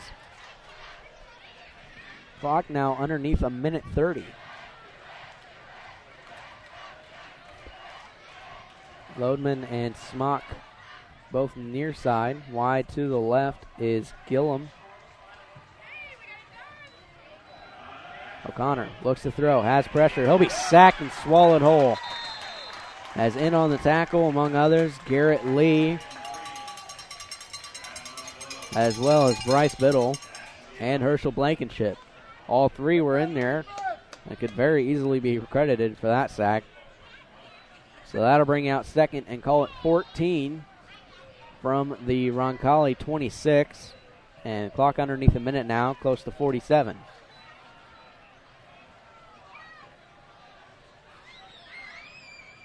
Two receivers to the left for O'Connor in the pistol. Man in motion. Connor will take it. Hand off. Up ahead to the 30 and not much more. And the man on that carry was Gillum.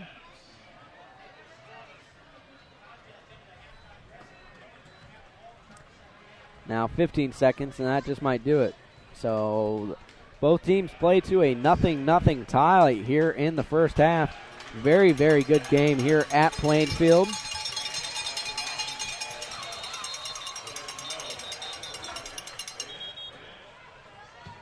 But now some confusion as whistles fly.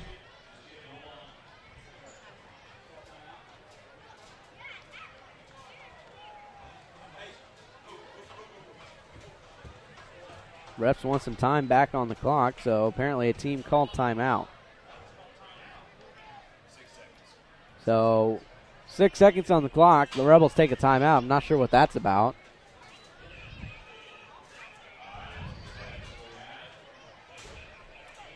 It's a very, very weird move.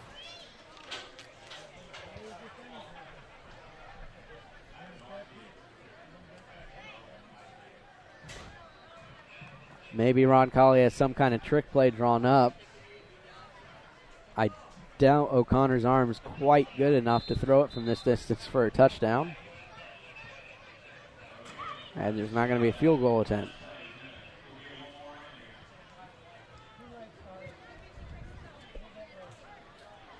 Either way, we'll see what happens.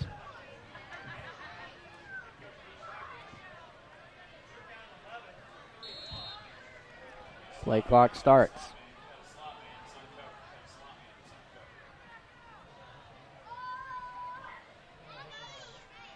Connor surveys. Looking. Left-hander sets up a screenplay. And in pursuit, trying to find room, and finally being brought down by almost the entire Plainfield defense in the corner was Gillum. So not too sure what that was all about, but either way, we finally end the first half. Give me a minute to catch my breath, and then we'll break down the first half as well as go over some halftime adjustments and some scores from around the state. You're listening to AudioSportsOnline.com coverage of Plainfield varsity football.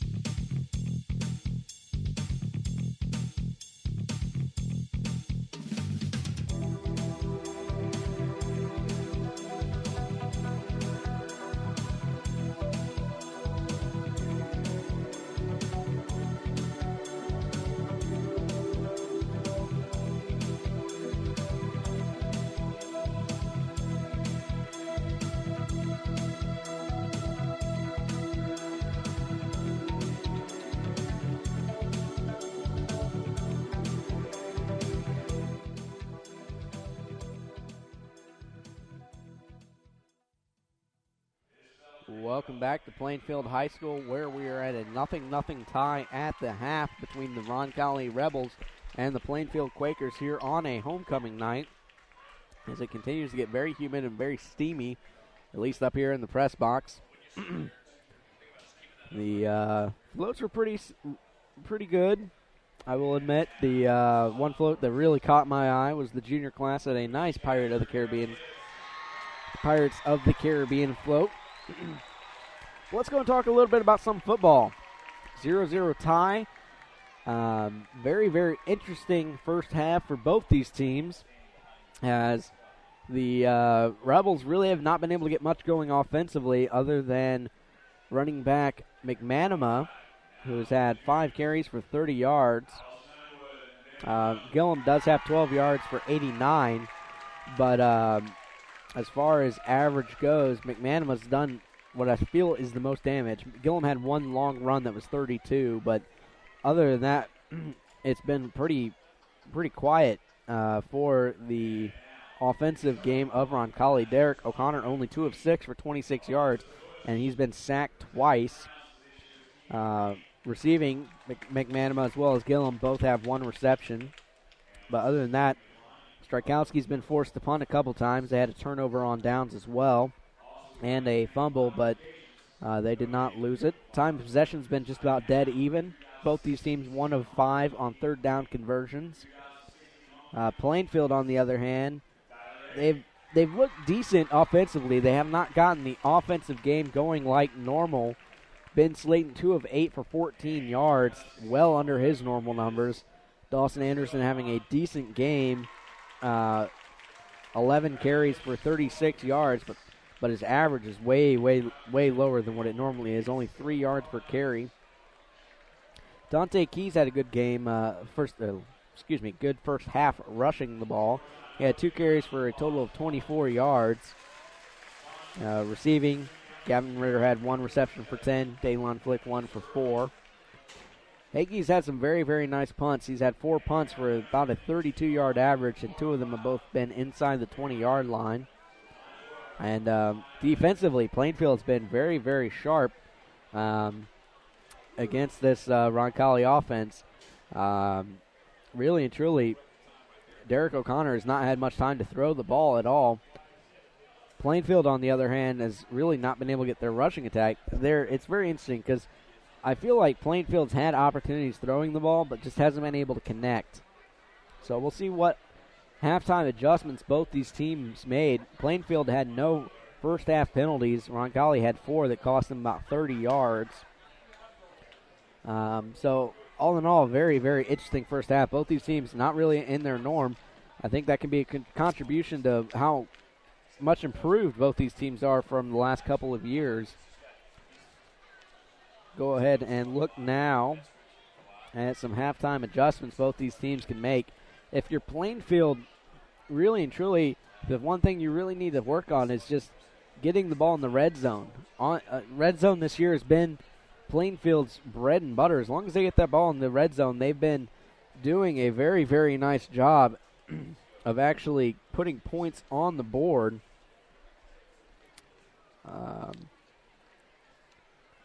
Their red zone numbers have been absolutely terrific on the year. If I could just find them. There we go.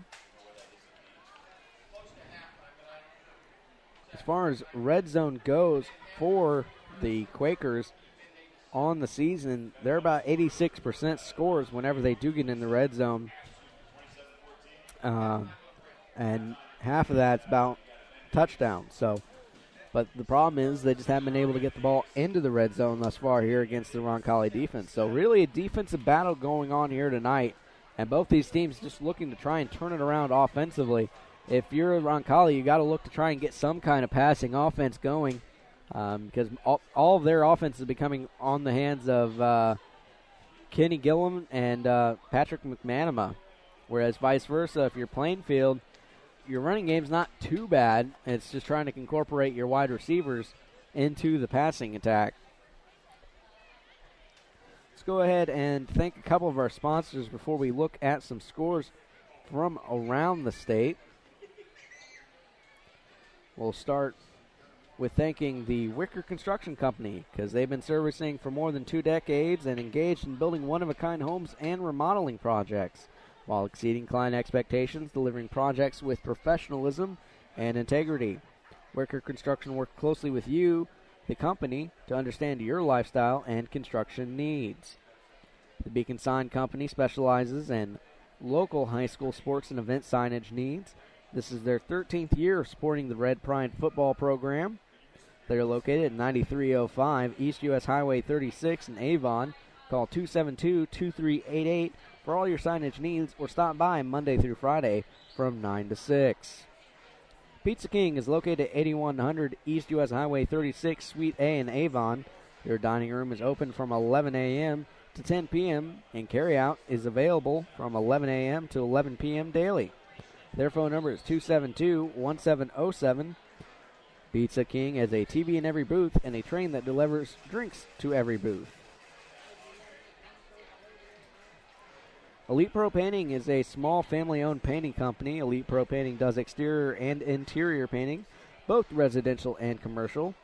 They are open weekdays from 8 to 6 and Saturday 9 to 1. Their phone number is 388-1848. More information can be found by email at info@elitepropainting.com. You know, if anyone knows of, I really miss the WTHR Operation Football app that told scores. It's been kind of a struggle for me lately to try and find the good high school sports coverage that's finding scores inside the game. And here's what I want. Touchdown ticker. Finally found it. Western Boone and Southmont tied 7-7 in the first. Plainfield Central up over the Arabians of Pendleton Heights 7-0. Mount Vernon and New Pal at a 0-0 tie. Cecina and Beech Grove tied up at 7 apiece in the second quarter. Mooresville Pioneers up over the Greenwood Woodmen 7-0. The the Woodmen and the Quakers will play next week. Whiteland and Franklin, no update from them yet. Anderson Prep up over, tie with Manual 0-0. Speedway Sparkplugs up over Cardinal Ritter in the rivalry game, 8-3 there. Bishop Tard and Cathedral, no score from that game. Warren Central up over Lawrence Central, 3-0. Cloverdale Clovers up over the Hendricks County Cascade, 8-0. Center Grove Trojans lead 13-7 over Ben Davis. Carmel Greyhounds up 35-14 over the Pike Red Devils. No score yet from Lebanon and North Montgomery. Danville, another Hendricks County team, up over Tri-West 7-0 in the first. Northwest and Marshall at a 0-0 tie. Columbus North and Franklin Central both at 0. Southport leads Terre Haute North 14-7 in the first. In the fourth quarter, Zionsville leads for Buff Jesuit 33-28. Quick moving game there. Lawrence North leads North Central 14-0. 7-7 all tie. Shelbyville Golden and Newcastle. Arlington and Shortridge, no score update from that. Logansport and Tech, no score as well for that game. Indian Creek and Brown County are both at 0 apiece. Hamilton Southeastern leads Fisher 7-3 in an HCC matchup. The Artesians and Decatur Central Hawks play to a 0-0 tie thus far. The Quakers will play both those teams later on this year. Noblesville tied with Westfield 7-7. Monrovia leads Triton Central by 6, 20-14. Brownsburg up over Avon 27-14. That's a shocker of the night in the second quarter. No score here, of course. I knew that Brownsburg-Avon game was going to be one to watch, but I'm kind of surprised on the outcome of the half. Howell leads Gearin Catholic 6-3. And Lapel up over Shenandoah 12-6. And that's all the score updates we have. So a couple of interesting things to keep an eye on when it comes to scores from around the states. that Avon-Brownsburg game going a little bit differently than I would have anticipated. I figured it would be a close matchup. Avon, of course, taking a little bit of a step back this year with the departure of Brandon Peters. But having seen them twice this year, they're still no slouch. They had a great game last week against Hamilton Southeastern and came up with a big-time victory over a very, very tough HSE program. And I guess another one of the scores that kind of surprised me was the Greenwood and Mooresville. Greenwood's been terrific so far on the young season. They're a perfect 3-0 coming into tonight. But, of course, another full half to go, so it could very easily turn the tables. But if Greenwood can come into next week on a low note, that might be very, very interesting to set up things for next week. Take a second and thank some more of our sponsors before we get set for the second half. Of course, they added time to the halftime clock with it being homecoming. Jimmy John's offers freaky fast delivery and our last-minute catering specialists. They are located at 2683 East Main Street next to BW3s and are open from 10:30 a.m. to 10 p.m. Sunday through Saturday. More information can be found at 837-8218 or online at www.jimmyjohns.com. Cannell and Kinnaman provide total financial management for all your investment, insurance, accounting, and tax planning needs. They are located at 2680 East Main Street, Suite 124 in Plainfield. Meetings can be arranged by appointment by calling 203-4433. More information can be found at www.gkfin.com. For more than 2 decades, Wicker Construction has engaged in building one-of-a-kind homes and remodeling projects while exceeding client expectations, delivering projects with professionalism and integrity. Wicker Construction works closely with you, the client, to understand your lifestyle and construction needs.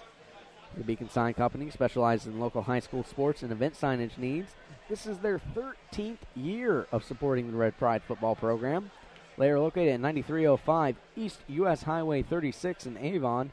Call 272-2388 for all your signage needs, or stop by Monday through Friday from 9 to 6. Now, Roncalli deferred to start the game, so that means they'll get the ball to start the third quarter. The bad weather starting to roll in, it looks like, on the western side of the state, as it looks like Warren and I believe White County are having some tornadoes, so if you happen to be listening to us from that area, please keep in mind of the weather forecast.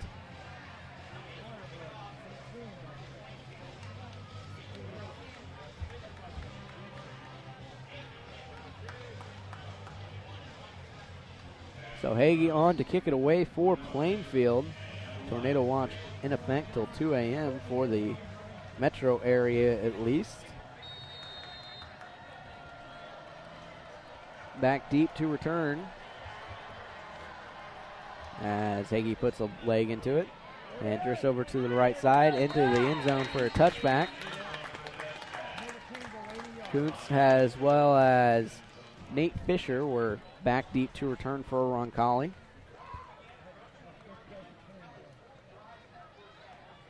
Looks like most of the bad weather is up on the northwestern portion of central Indiana.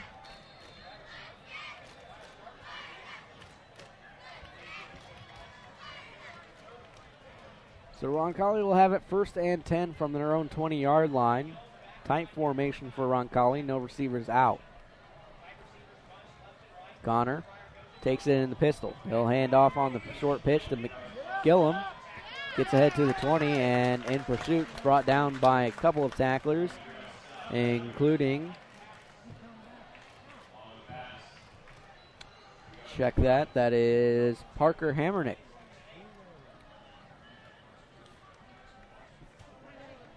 Getting some nice run here in this game. Had to call his name a couple times.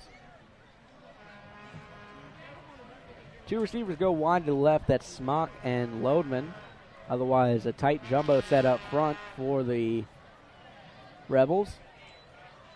And off goes to Gillum once again. Cuts it back after he hits the line of scrimmage and plows ahead across the 26 to about the 27 of Roncalli. And that'll bring out 3rd and call it 4.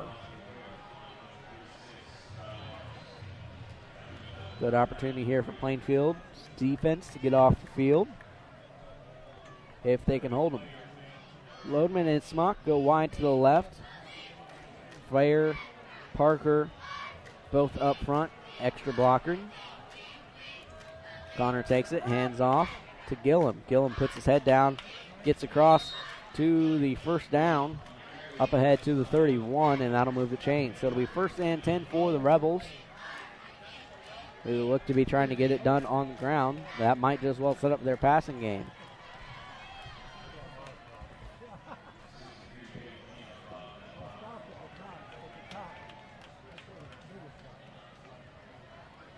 Deal, Biddle, and Emmanuel Walker up front for Plainfield's defense right now.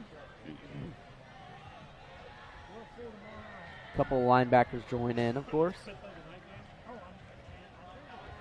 O'Connor fakes the handoff, rolls to his left, looking, has a man wide open. That's Fryer across the first down, up ahead to about the 49-yard line. So Fryer gets his 6th catch of the season, and this one goes for a nice gain.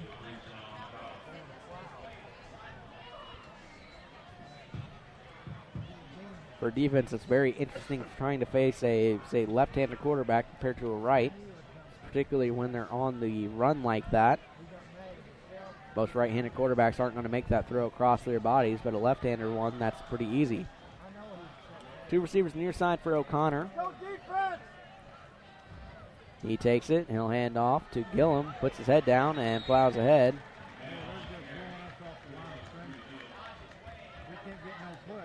And they'll go up into Plainfield territory to the 49. Gillum does a very interesting thing. Most running backs will just keep their legs moving to get their extra yardage. He literally leaves his feet and kind of throws his body into the air for his extra yardage. But either way, it's 2nd and 3. Connor once again takes it, looks, hands off to McManama this time. McManama looking for room on the left side, doesn't find much. Up ahead for a couple of yards to bring out 3rd and short.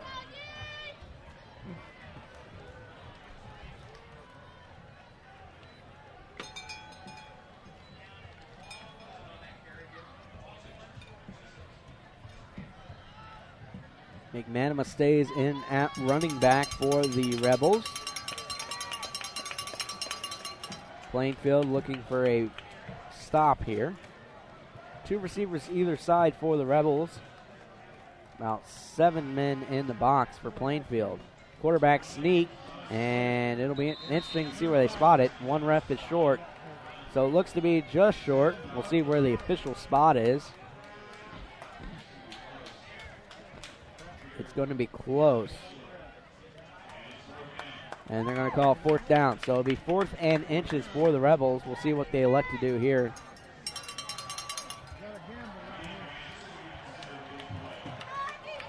So another 4th down attempt upcoming for Roncalli. 1 receiver goes to the right, 1 receiver to the left. From the pistol,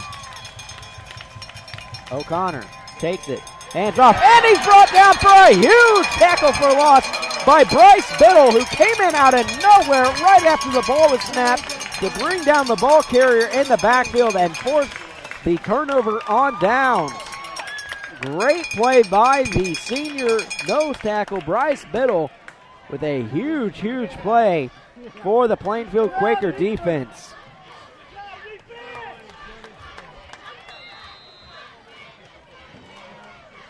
Riddle came in out of nowhere after the ball was snapped, and he was the only Quaker in the backfield, but it didn't matter. He got arms on Gillum and brought him down for a nice, nice stop. Quakers come out, 2 receivers near side, 2 go to the right. Slayton passes, and that pass is going to be disrupted by Chris Tanee. So that'll bring out 2nd and 10. Ball is currently on the Plainfield 49.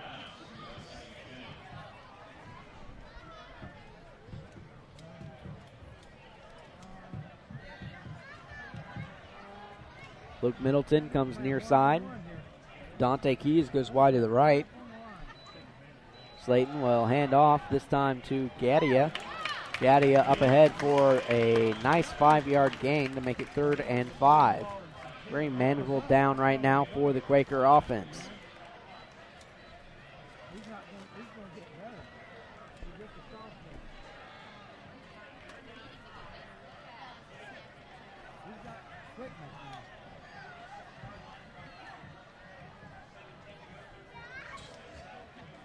Keys and Middleton come near side, no one wide to the right. Slayton stands with 2 men in the backfield with him. High snap, brings it down, fakes to Gadia, looks for Keys. Keys can't haul it in, and that one will be disrupted.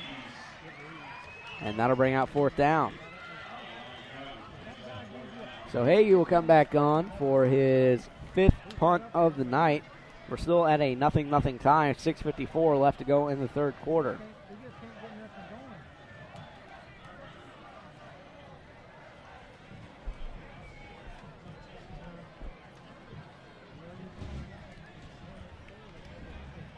Hagee stands at his own 40-yard line. Back deep to return is Kuntz. Hagee puts a leg into it, almost blocked, might have been partially deflected, as that one heads straight out of bounds for a very, very short punt. They'll spot it at about the 34-yard line of Roncalli.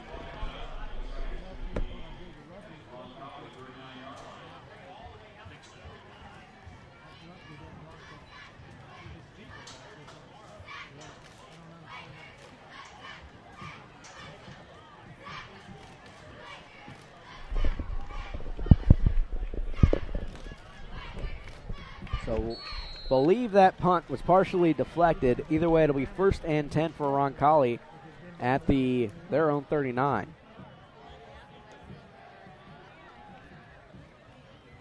Here we come, here we come. Plainfield shows blitz.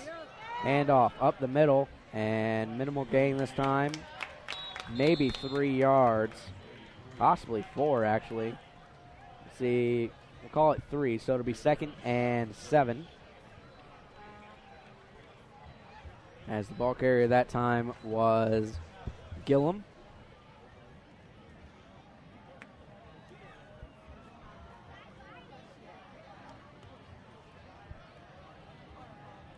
Two receivers near side for the Rebels. Fake to Gillum, and looks to throw. Was short of the 1st down marker. The pass went to Lodeman. That's his first catch of the day. There on coverage was Chris Parker, among others, for the Quakers.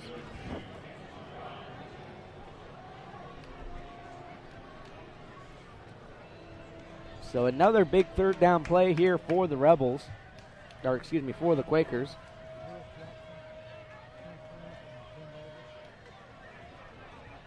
One receiver wide to the left, jumbo set. O'Connor's going to take it himself, looking for that 1st down marker, and he'll have it.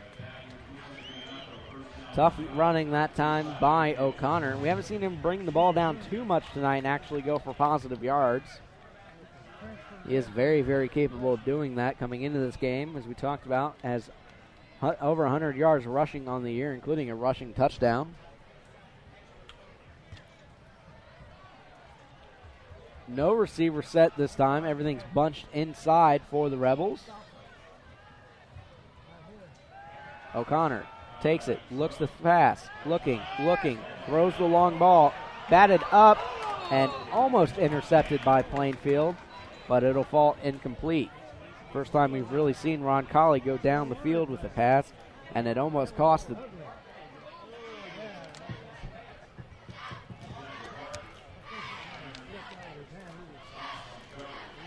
So it'll be 2nd and 10. Ball still at the Roncalli 49.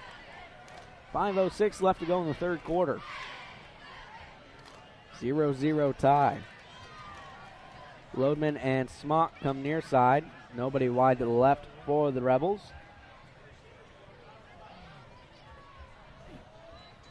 O'Connor takes it, rolling to the right, looking, sets up, finds Smock, who doesn't get much, maybe a yard or two. Great coverage that time by Blankenship as well as Zoss to force the minimal gain.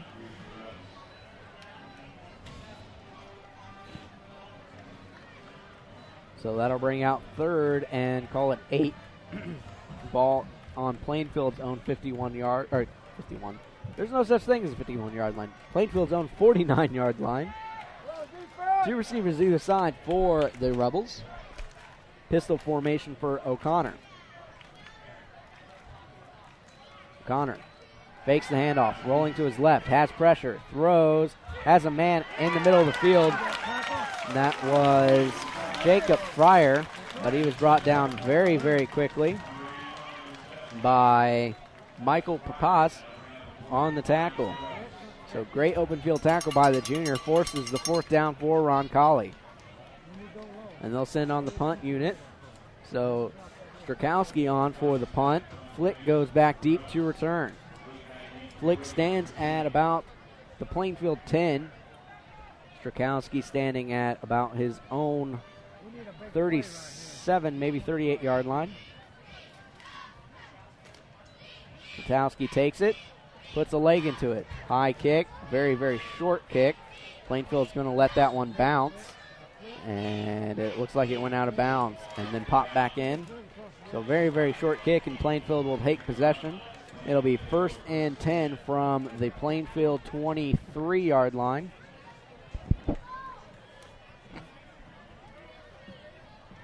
.406 left to go in the third quarter.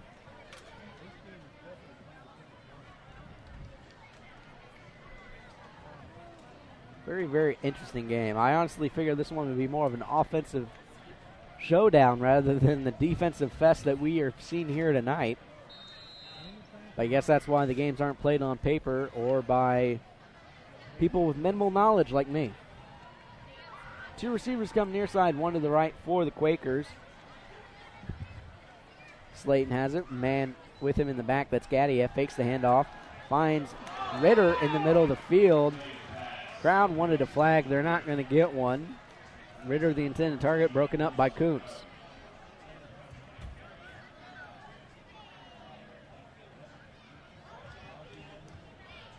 So that'll bring out 2nd and 10. And once again, the passing game just has not been there for the Quakers here tonight. Keys goes wide to the left. Wide to the right is Middleton. Slayton hands off to Gadia. Gadia looking for room, cuts it back in the middle of the field, and gets ahead for a decent gain of about 5 to bring out 3rd and 5.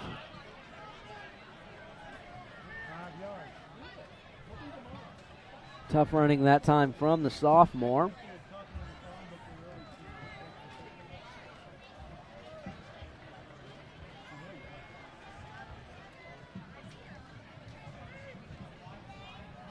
One receiver comes near side. That's Keys. 2 go wide to the right. Slayton stands in the pistol.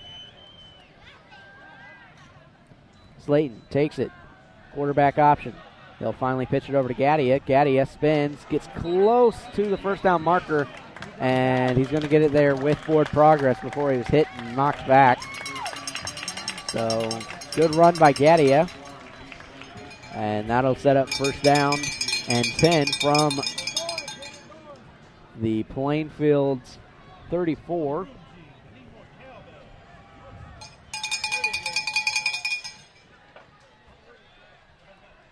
Two receivers either side. Check that. 2 receivers far side, 1 receiver near side. Slayton takes it, spins around, finds Gadia on the pitch out. Gadia puts the shoulder down, gets ahead to about the 37, maybe 38. So another nice 5-yard gain from Gadia.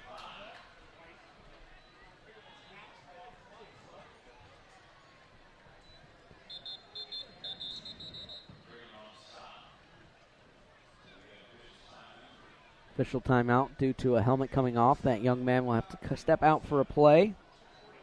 That was Cade Morgan, whose helmet came off. And they're getting the clock readjusted now to add the lost time back onto the clock. Out of formation, Middleton will come near side Dante Keys goes wide to the right. Slayton stands in the pistol. Finds Gadia on the handoff. Gadia with room to run. Breaks free. Crosses the 50 to the 40. Turns on the afterburners. Finally brought down after he crosses the Roncalli 30-yard line with the only man left to beat him. That was Luke Hanley. That might have been the spark that Plainfield needed. So Gadia with some great running here in the second half.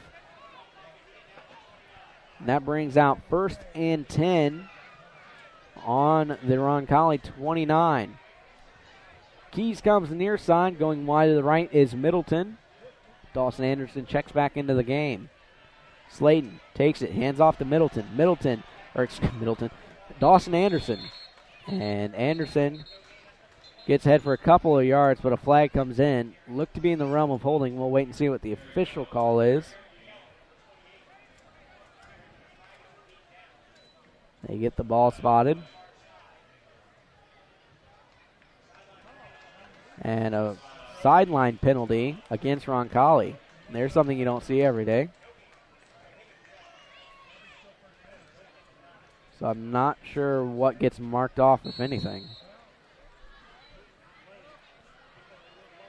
Either way, it'll be 2nd and call it 9.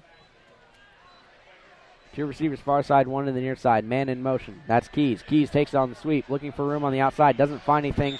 Great pursuit that time from Roncalli, as Keys had nowhere to go. The pursuit was applied that time by Kuntz. And that'll bring out 3rd and 12.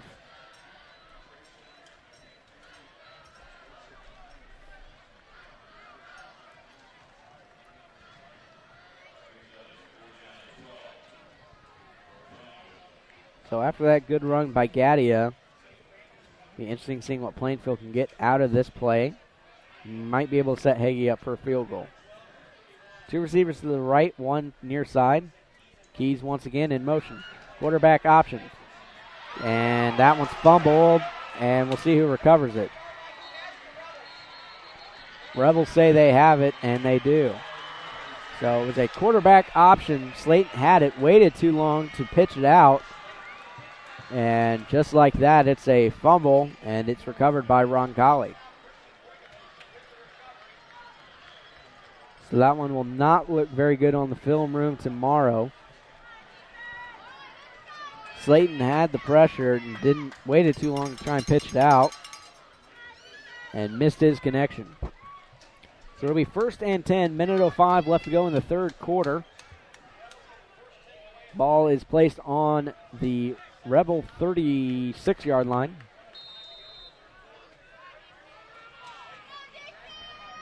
Smock comes near side. Wide to the left is Lodeman. O'Connor will stand in the pistol. Seeing more and more high school offensives go to the pistol. Handoff goes up the middle, it's a quarterback keeper. Fooled me. Did not fool the Plainfield defense for long. And that'll bring out 2nd and 5 after the 5-yard carry from O'Connor.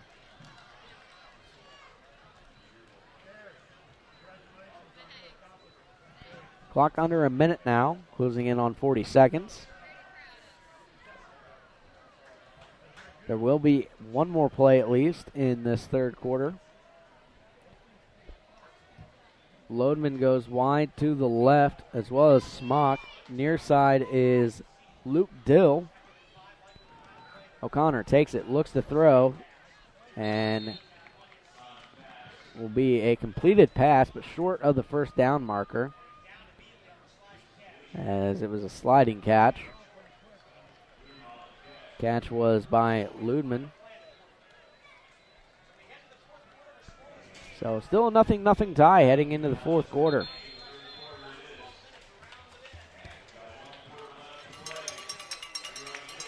Elite Pro Painting is a small family-owned painting company. Elite Pro Painting does exterior and interior painting, both residential and commercial. They are open weekdays from 8 to 6 and Saturday 9 to 1. Their phone number is 388-1848. More information can be found by email at info@elitepropainting.com. Jimmy John's offers freaky fast delivery and our last-minute catering specialist. They're located at 2683 East Main Street, next to BW3's. They're open from 10:30 a.m. to 10 p.m. Sunday through Saturday. More information can be found at 837-8282 or online at www.jimmyjohns.com. Gunnell and Kinnaman provide total financial management for all your investment, insurance, accounting, and tax planning needs. They are located at 2680 East Main Street, Suite 124 in Plainfield. Meetings can be arranged by appointment by calling 203-4433.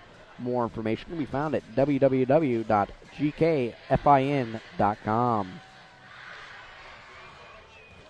So the teams will switch sides to get set to kick off this deciding quarter. Slayton now only 2 of 11 for 14 yards on the night. O'Connor starting to look a little bit better, 7 of 12 for 53 yards.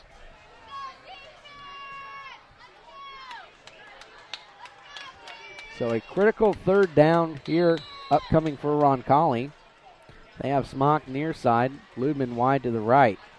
Connor stands with one running man beside him. Man in motion's Parker. Plainfield shows 5-man rushing attack. And Roncalli doesn't like what they see and call a timeout. That's their first timeout of the second half. And we'll take one as well. Wicker Construction. For more than 2 decades, Wicker Construction has engaged in building one-of-a-kind homes and remodeling projects while exceeding client expectations, delivering projects with professionalism and integrity. Wicker Construction works closely with you, the client, to understand your lifestyle and construction needs. The Beacon Sign Company specializes in local high school sports and event signage needs. This is their 13th year of supporting the Red Pride football program. They are located at 9305 East U.S. Highway 36 in Avon. Call 272-2388 for all your signage needs or stop by Monday through Friday from 9 to 6. Welcome back to Plainfield High School, where Roncalli and Plainfield have played to a 0-0 tie in the fourth quarter. This will be the first play of the fourth quarter officially.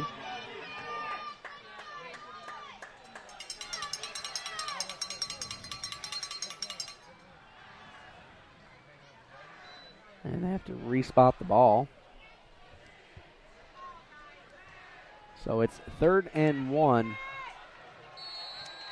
2 receivers wide to the right for O'Connor. Man in motion. Handoff goes up the middle, and getting the first down and more is Gillum. The second efforts have really been getting some nice yardage for the Rebels here in the second half. So it's in Plainfield territory now at Plainfield's 49. Rebels driving from right to left.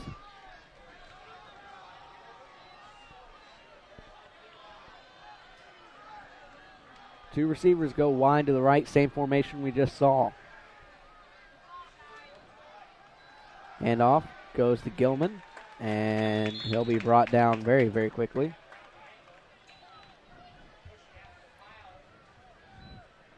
But for a very minimal gain of, call it just 1 yard.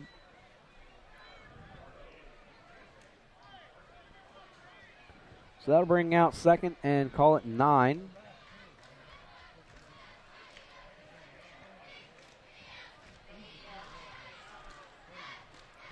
Ludman and Smock go wide to the right. Gilman comes wide to the left. Empty backfield for O'Connor. I doubt it will be for long. Gilman comes in motion.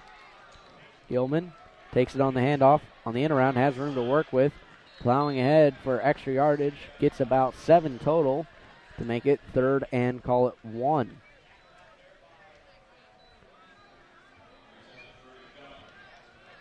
Check that. We'll call it 3rd and 2. Another critical 3rd down for Plainfield's defense. Coming into the fourth quarter, Roncalli was only 3 of 9 on third down conversions. They've converted their last 2. 2 receivers come near side for the Rebels. Hand off up the middle. Gilman room to work with before he's finally brought down after getting the first down. Tackle made that time by Parker Hammernick. So that'll move the chains. It'll be 1st and 10 for the Rebels. Now putting together possibly their best offensive drive of the night. Ball is on the 34-yard line of Plainfield. Ludman and Smock come near side. Gilman goes wide to the right. Empty backfield for O'Connor. Man in motion. Handoff goes to the man in motion.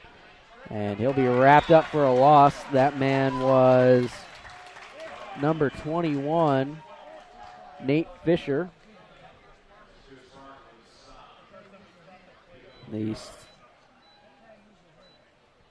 Looks like Tyler Marks was in on the stop. So that'll bring out 2nd and call it 9. Ludman and Smock once again go to the right side. Gillum comes near side. Seen this formation a lot this series from the Rebels. Gilman once again in motion. O'Connor looks to throw, looks to set up the screen pass. And getting him in the open field is Herschel Blankenship for a very minimal gain of just 1. So minimal 1-yard gains each time this series, at least this down series, I should say, from the Rebels. And that'll bring out 3rd and 8. 8:25 left to go in the 4th quarter.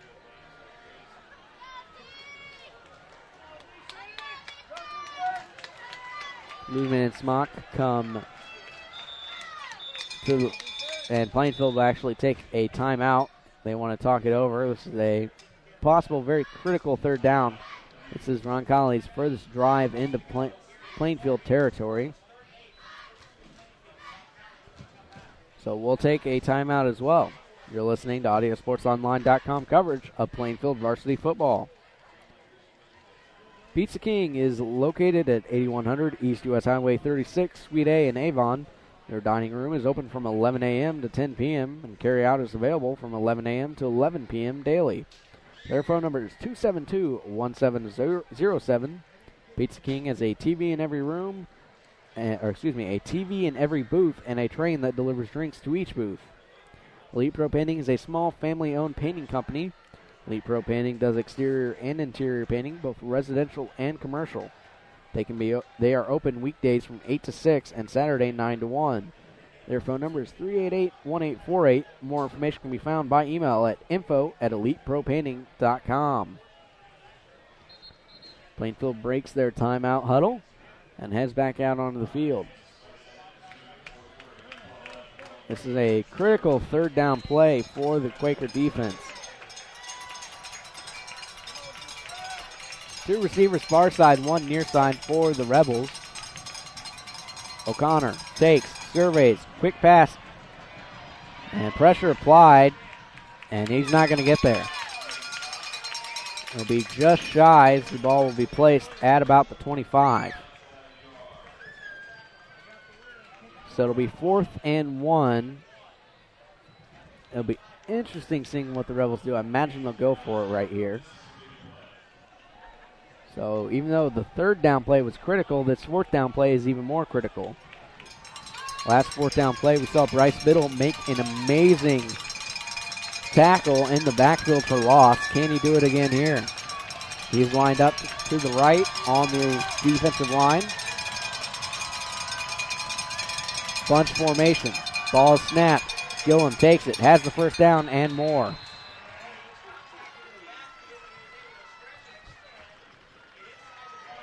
So nice off tackle running that time from Gillum, and they'll get the first down. Now within field goal range is Roncalli. 0-0 tie, 7:19 left to go in the 4th.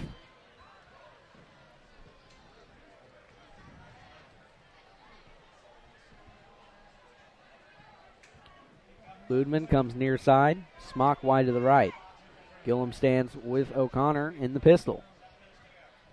Connor hands off to Gillum. Gillum cutting up in the middle of the field, looking over the right side, looking for more room to work with. Plenty of yardage on the play, and he's going for the end zone. He was going to be stopped just shy of it, though.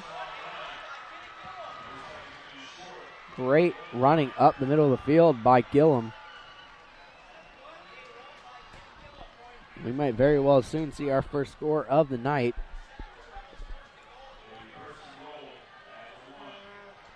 So can the Plainfield defense muster a goal line stand here? 6:47 left to go in the fourth quarter.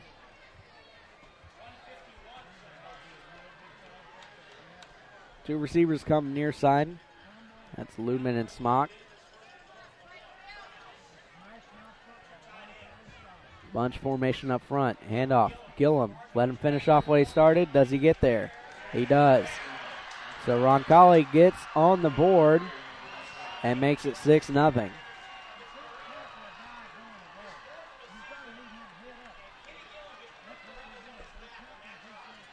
$6:25 left to go in the fourth quarter. Plainfield crowd is deathly quiet compared to Roncalli's, which has filled out quite nicely, I must say, on the far side of the field.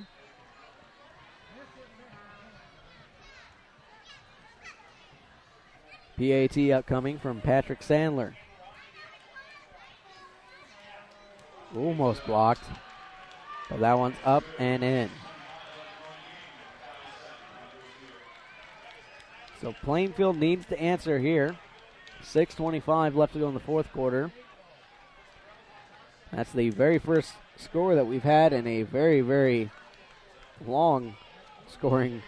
I have my scoring summary right in front of me, and that's the first time I'm marking on it.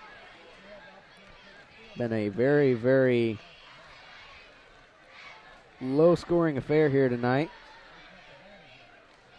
But Gillum was able to cap off a nice Roncalli drive with the 1-yard rush to make it 6-0 in the fourth quarter. And PAT was good. So Plainfield will attempt to answer here as Keys and Flick go back deep to return. And Sandler will come on to kick it off. This is the, other than the halftime kickoff to start the third quarter, we haven't seen too many kickoffs besides the two to start. The one to start the game and the one after the half.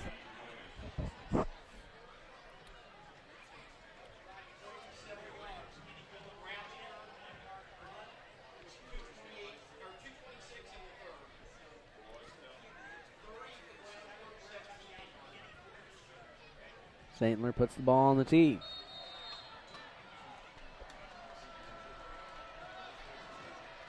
Plainfield's had good luck returning the ball this year. It's not really luck, it's much skill, I'm sure, but low line drive kick. Flick will let this go. It'll bounce out just before the end zone. So very, very smart move by Flick to let that one go, and that'll set up Plainfield in nice field position.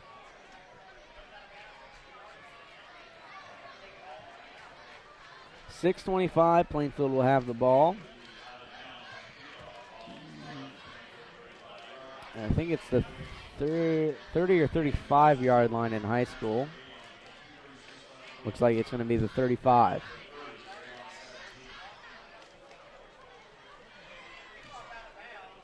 So Plainfield will have it. Good field position. Let's see if they can answer Roncalli's score. Middleton comes near side. Ritter will be in the slot. Wide to the left is Keys. Dawson Anderson, since he had that one shot to his leg, has not been back in. Gadia is now in. Keys on the end around. Keys has it. Cross the 40. Crosses the 50 before he's knocked out of bounds. Actually, he's going to be just shy of the 50. Call it the 48 Plainfield zone. But that'll move the chains. Great blocking on that right side by Grenier to seal off that side and give Keys room to work with. Got to give credit where it's due, particularly when it comes to the blockers. Two receivers either side for Slayton. He'll hand off Gaddia. Gaddia looking for him to work with off tackle. He'll plow ahead for about 5 yards. That's been Gaddia's mark so far on the night, is just 5 yards consistently.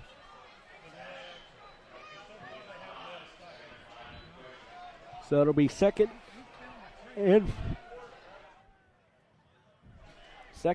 5. Now in Roncalli territory at the 47. 2 receivers near side, 1 to the left for Slayton. Slayton takes it, low snap, looks to throw, looking, throwing. Has Ritter, who tried to one-hand it. He could have easily have had it if he used 2 hands. But just over his head, and Slayton and Ritter can't make the connection. So that'll bring out 3rd and 5. Still lots of options in the Plainfield playbook, I'm sure, for 3rd and 5. Ritter will check out, and Cooper Nichols, the fullback, will check in. Keys comes near side. Middleton wide to the left. Hand off. Gaddia. Gaddia looking for room to work with. Spun around after a gain of, call it 3, to bring out 4th and 2. 5:30 left to go in the 4th. I'd imagine the offense is going to stay on the field for this one. This will be Plainfield's first 4th down attempt of the game. Middleton comes near side. Otherwise, it's power against power up front. Bryce Biddle in as an extra blocker. Gaddia takes it, has the first down and more before he's flipped over after he hits the 40. Another hard run by the sophomore, Tavion Gaddia. And that makes it 1st and 10 from the 40.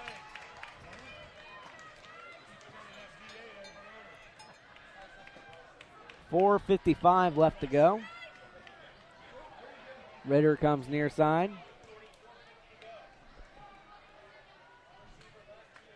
One wide to the left. Keys has it. Pressure. Backfield. Still on his feet before he's finally knocked down for a major loss. Close to the 50. Call it the 48. Keys got wrapped up. Had nowhere to go. No one to throw it to. Looked like they were trying a reverse there, and it did put him in reverse. So that'll bring out 2nd and long. And off goes to Gaddia. Gaddia looks to get it back close to the original line of scrimmage. Will be just shy of that mark. And it'll bring out 3rd and call it 13.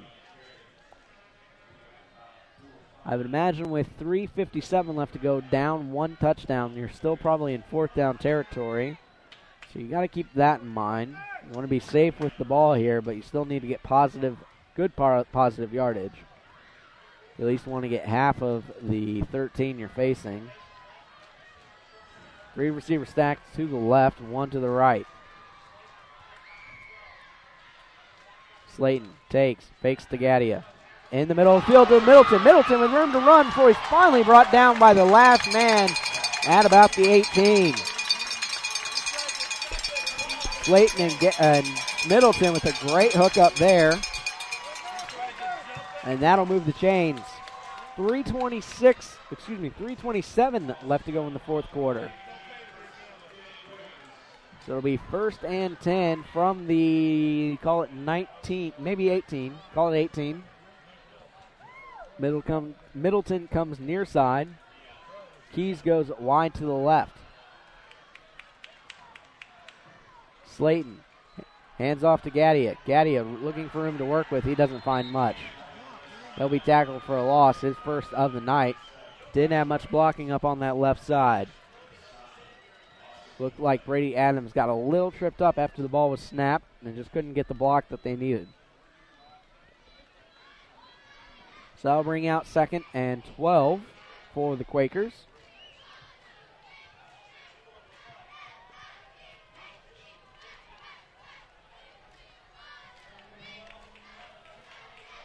Daylon Flick goes wide to the left. Keys wide to the right.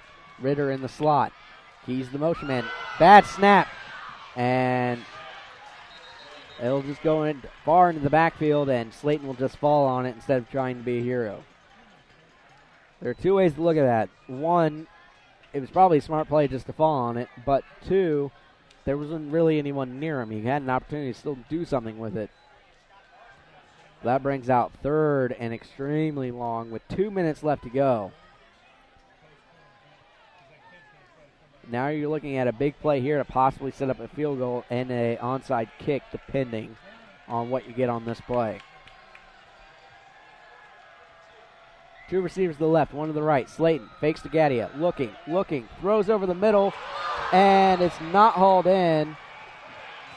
Pass is broken up. Intended target that time was Flick.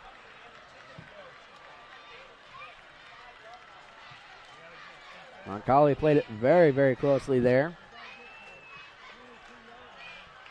And that'll bring out fourth down. Plainfield will go for it. They're at their own. So it'll be 4th and 24. Plainfield crowd gets to their feet. Plainfield will take the timeout. Huge game deciding play upcoming for Plainfield. Down 7-0 with a minute 40 left to go. And they're at 4th and forever. Jimmy John's offers freaky fast delivery and our last minute catering specialist. They're located at 2683 East Main Street next to BW3s and open from 10:30 a.m. to 10 p.m. Sunday through Saturday. More information can be found at 837-8282 or online at www.jimmyjohns.com. Gunnell and Kinnaman provide total financial management for all your investment, insurance, accounting, and tax planning needs. They are located at 2680 East Main Street, Suite 124 in Plainfield. Meetings can be arranged by appointment by calling 203-4433. More information can be found at www.gkfin.com.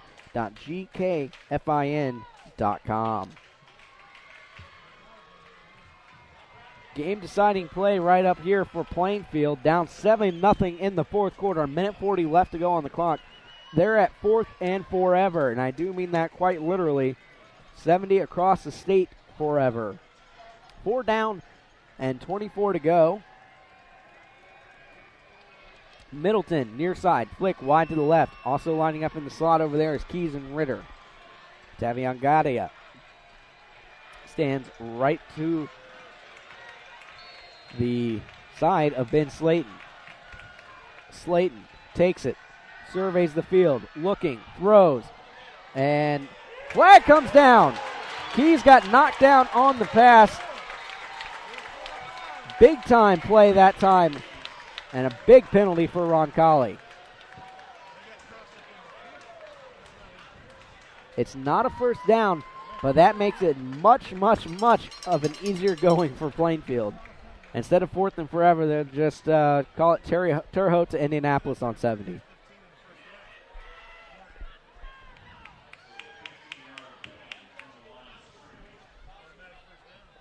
So we'll see exactly where the ball gets spotted momentarily. 1:35 left to go in the fourth. Ball will be placed. It'll be 4th and 9. It's better than 4th and 29, I'm sure.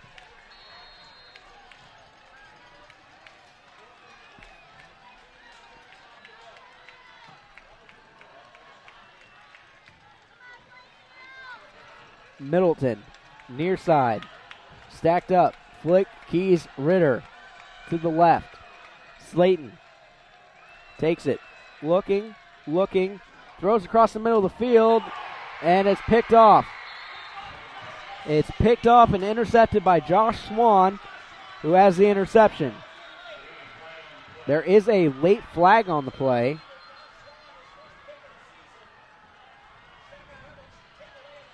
And we'll sort out the laundry.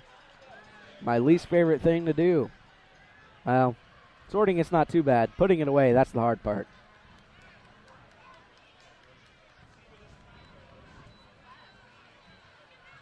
Still haven't seen an official call. Plainfield's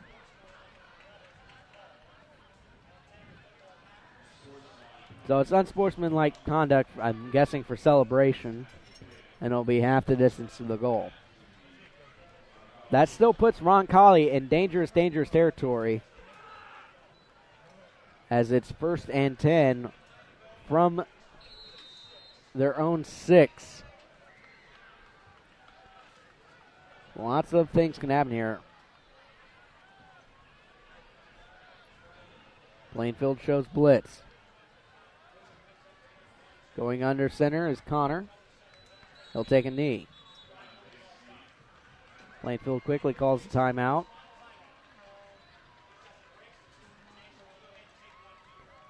That's actually Plainfield's last timeout.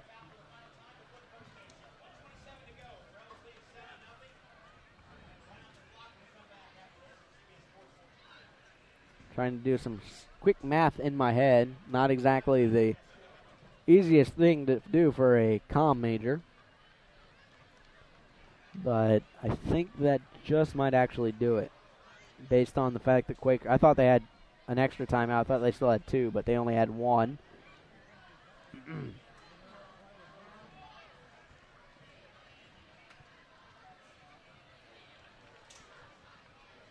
So that'll make it second down for the Rebels, who will line up once again in victory formation.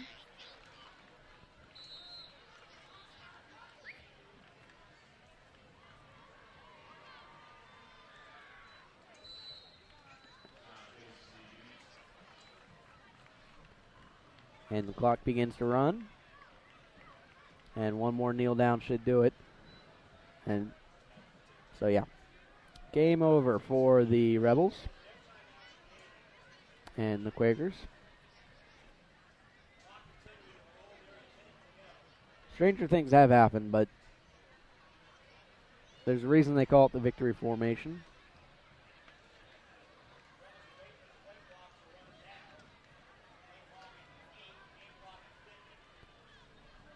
Under 47 seconds left to go. 4 seconds on the play clock. Another kneel down.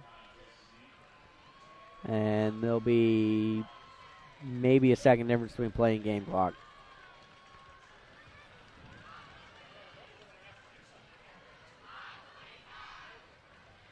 So my guess is they'll let it go down and then punt it away, and that'll be the end of it. Based on the 1 second difference.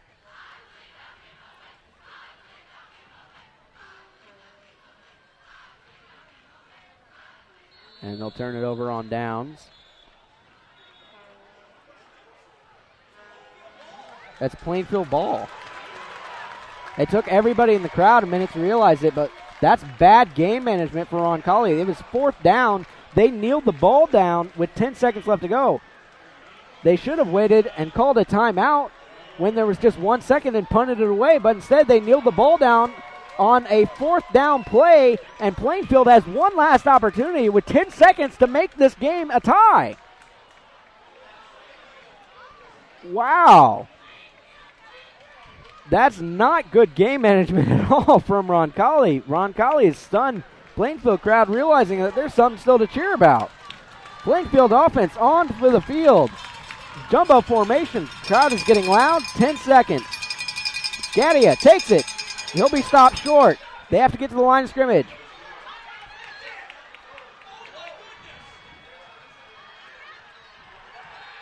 That took forever to reset. But that'll do it. Plainfield had one last opportunity and couldn't capitalize. Plainfield Roncalli barely escapes after a terrible game management. So that'll do it. 7-0 is our final here in what was a wild one going down to the finish. That was terrible game management from Roncalli. They kneeled the ball down on a 4th down play when they could have punted it away after calling a timeout with 1 second. I don't think I've ever seen that before. Whew. Take a minute to catch my breath, and then we'll go over the post game here on audiosportsonline.com. It was a very, very great defensive battle going into the 4th quarter. The interesting thing was in the 4th quarter, towards the end of the game with don't have the exact time in front of me. Oh, yeah, I do. At the 6:25-minute mark, Roncalli scored on the Kenny Gillum run from 1 yard out. Patrick Sandler made the kick. It capped off a 12-play, 64-yard drive to make the score 7-0. And Plainfield turned the ball over on downs, and Roncalli had the opportunity to kneel the ball down a couple times and pretty much get the clock. Almost ran out, but not quite. But what they did is on their fourth and last possible play to leave a difference of about 1 second on the clock, where you normally, if you're Roncalli, you still have timeouts. You take a timeout, get your punt team on the field, make a safe punt, and call it quits. But in this case, they took the kneel down on fourth and turned the ball over. They gave Plainfield an opportunity, one and only shot from about 6 yards out to try and get the game winner, but they were not quite able to do so. So a very interesting game, particularly going down to the wire, but it was definitely an interesting one. Very close fought. I kind of figured it would be. I figured it would be the opposite, though. I figured it would be a much high-scoring game rather than a defensive battle that we saw here tonight. But that's their scoring breakdown. 7-0 in favor of Roncalli. As Roncalli, faithful, flooding out onto the field now, is very, very good game. If I had to say a player of the game for Plainfield, honestly, with the way it was going and Dawson Anderson going down, we'll have to get an update on his status going forward. But Davian Gadia did a great job stepping in, had 6 carries for a total of 51 yards. That's almost an 8.5 yard average. Was a very, very solid option. Got a lot of life for Plainfield going down the stretch. Other than that, Bryce Biddle had, what I would say is the play of the game, to force that turnover on downs early in about the third quarter when Roncalli was going for it. He came out of nowhere to make a terrific tackle for loss. But that is how this one went. Up next for Plainfield High School, they will be back in action on the road next Friday, September 16th, to face the Greenwood Woodmen in conference play. Greenwood came into tonight 3-0 on the season and played against Mooresville tonight. Last I checked, that game was at 3-0, but that was at halftime, and that was in favor of Mooresville. Last season, the Quakers lost at home against the Woodmen, 23-42. Audio Sports Online's coverage begins at 6:45, and Rob Kendall will have the call for that one. We want to thank you for listening to Plainfield Football, powered by AudioSportsOnline.com. This broadcast is brought to you by Wicker Construction, the Beacon Sign Company, Gunnell and Kinnaman, LLP, Dom Trucking, Elite Pro Painting, Jimmy John's, Pizza King Station of Avon, and the Beacon Sign Company. I'm J.P. Sinclair, wishing you a good night and a great weekend.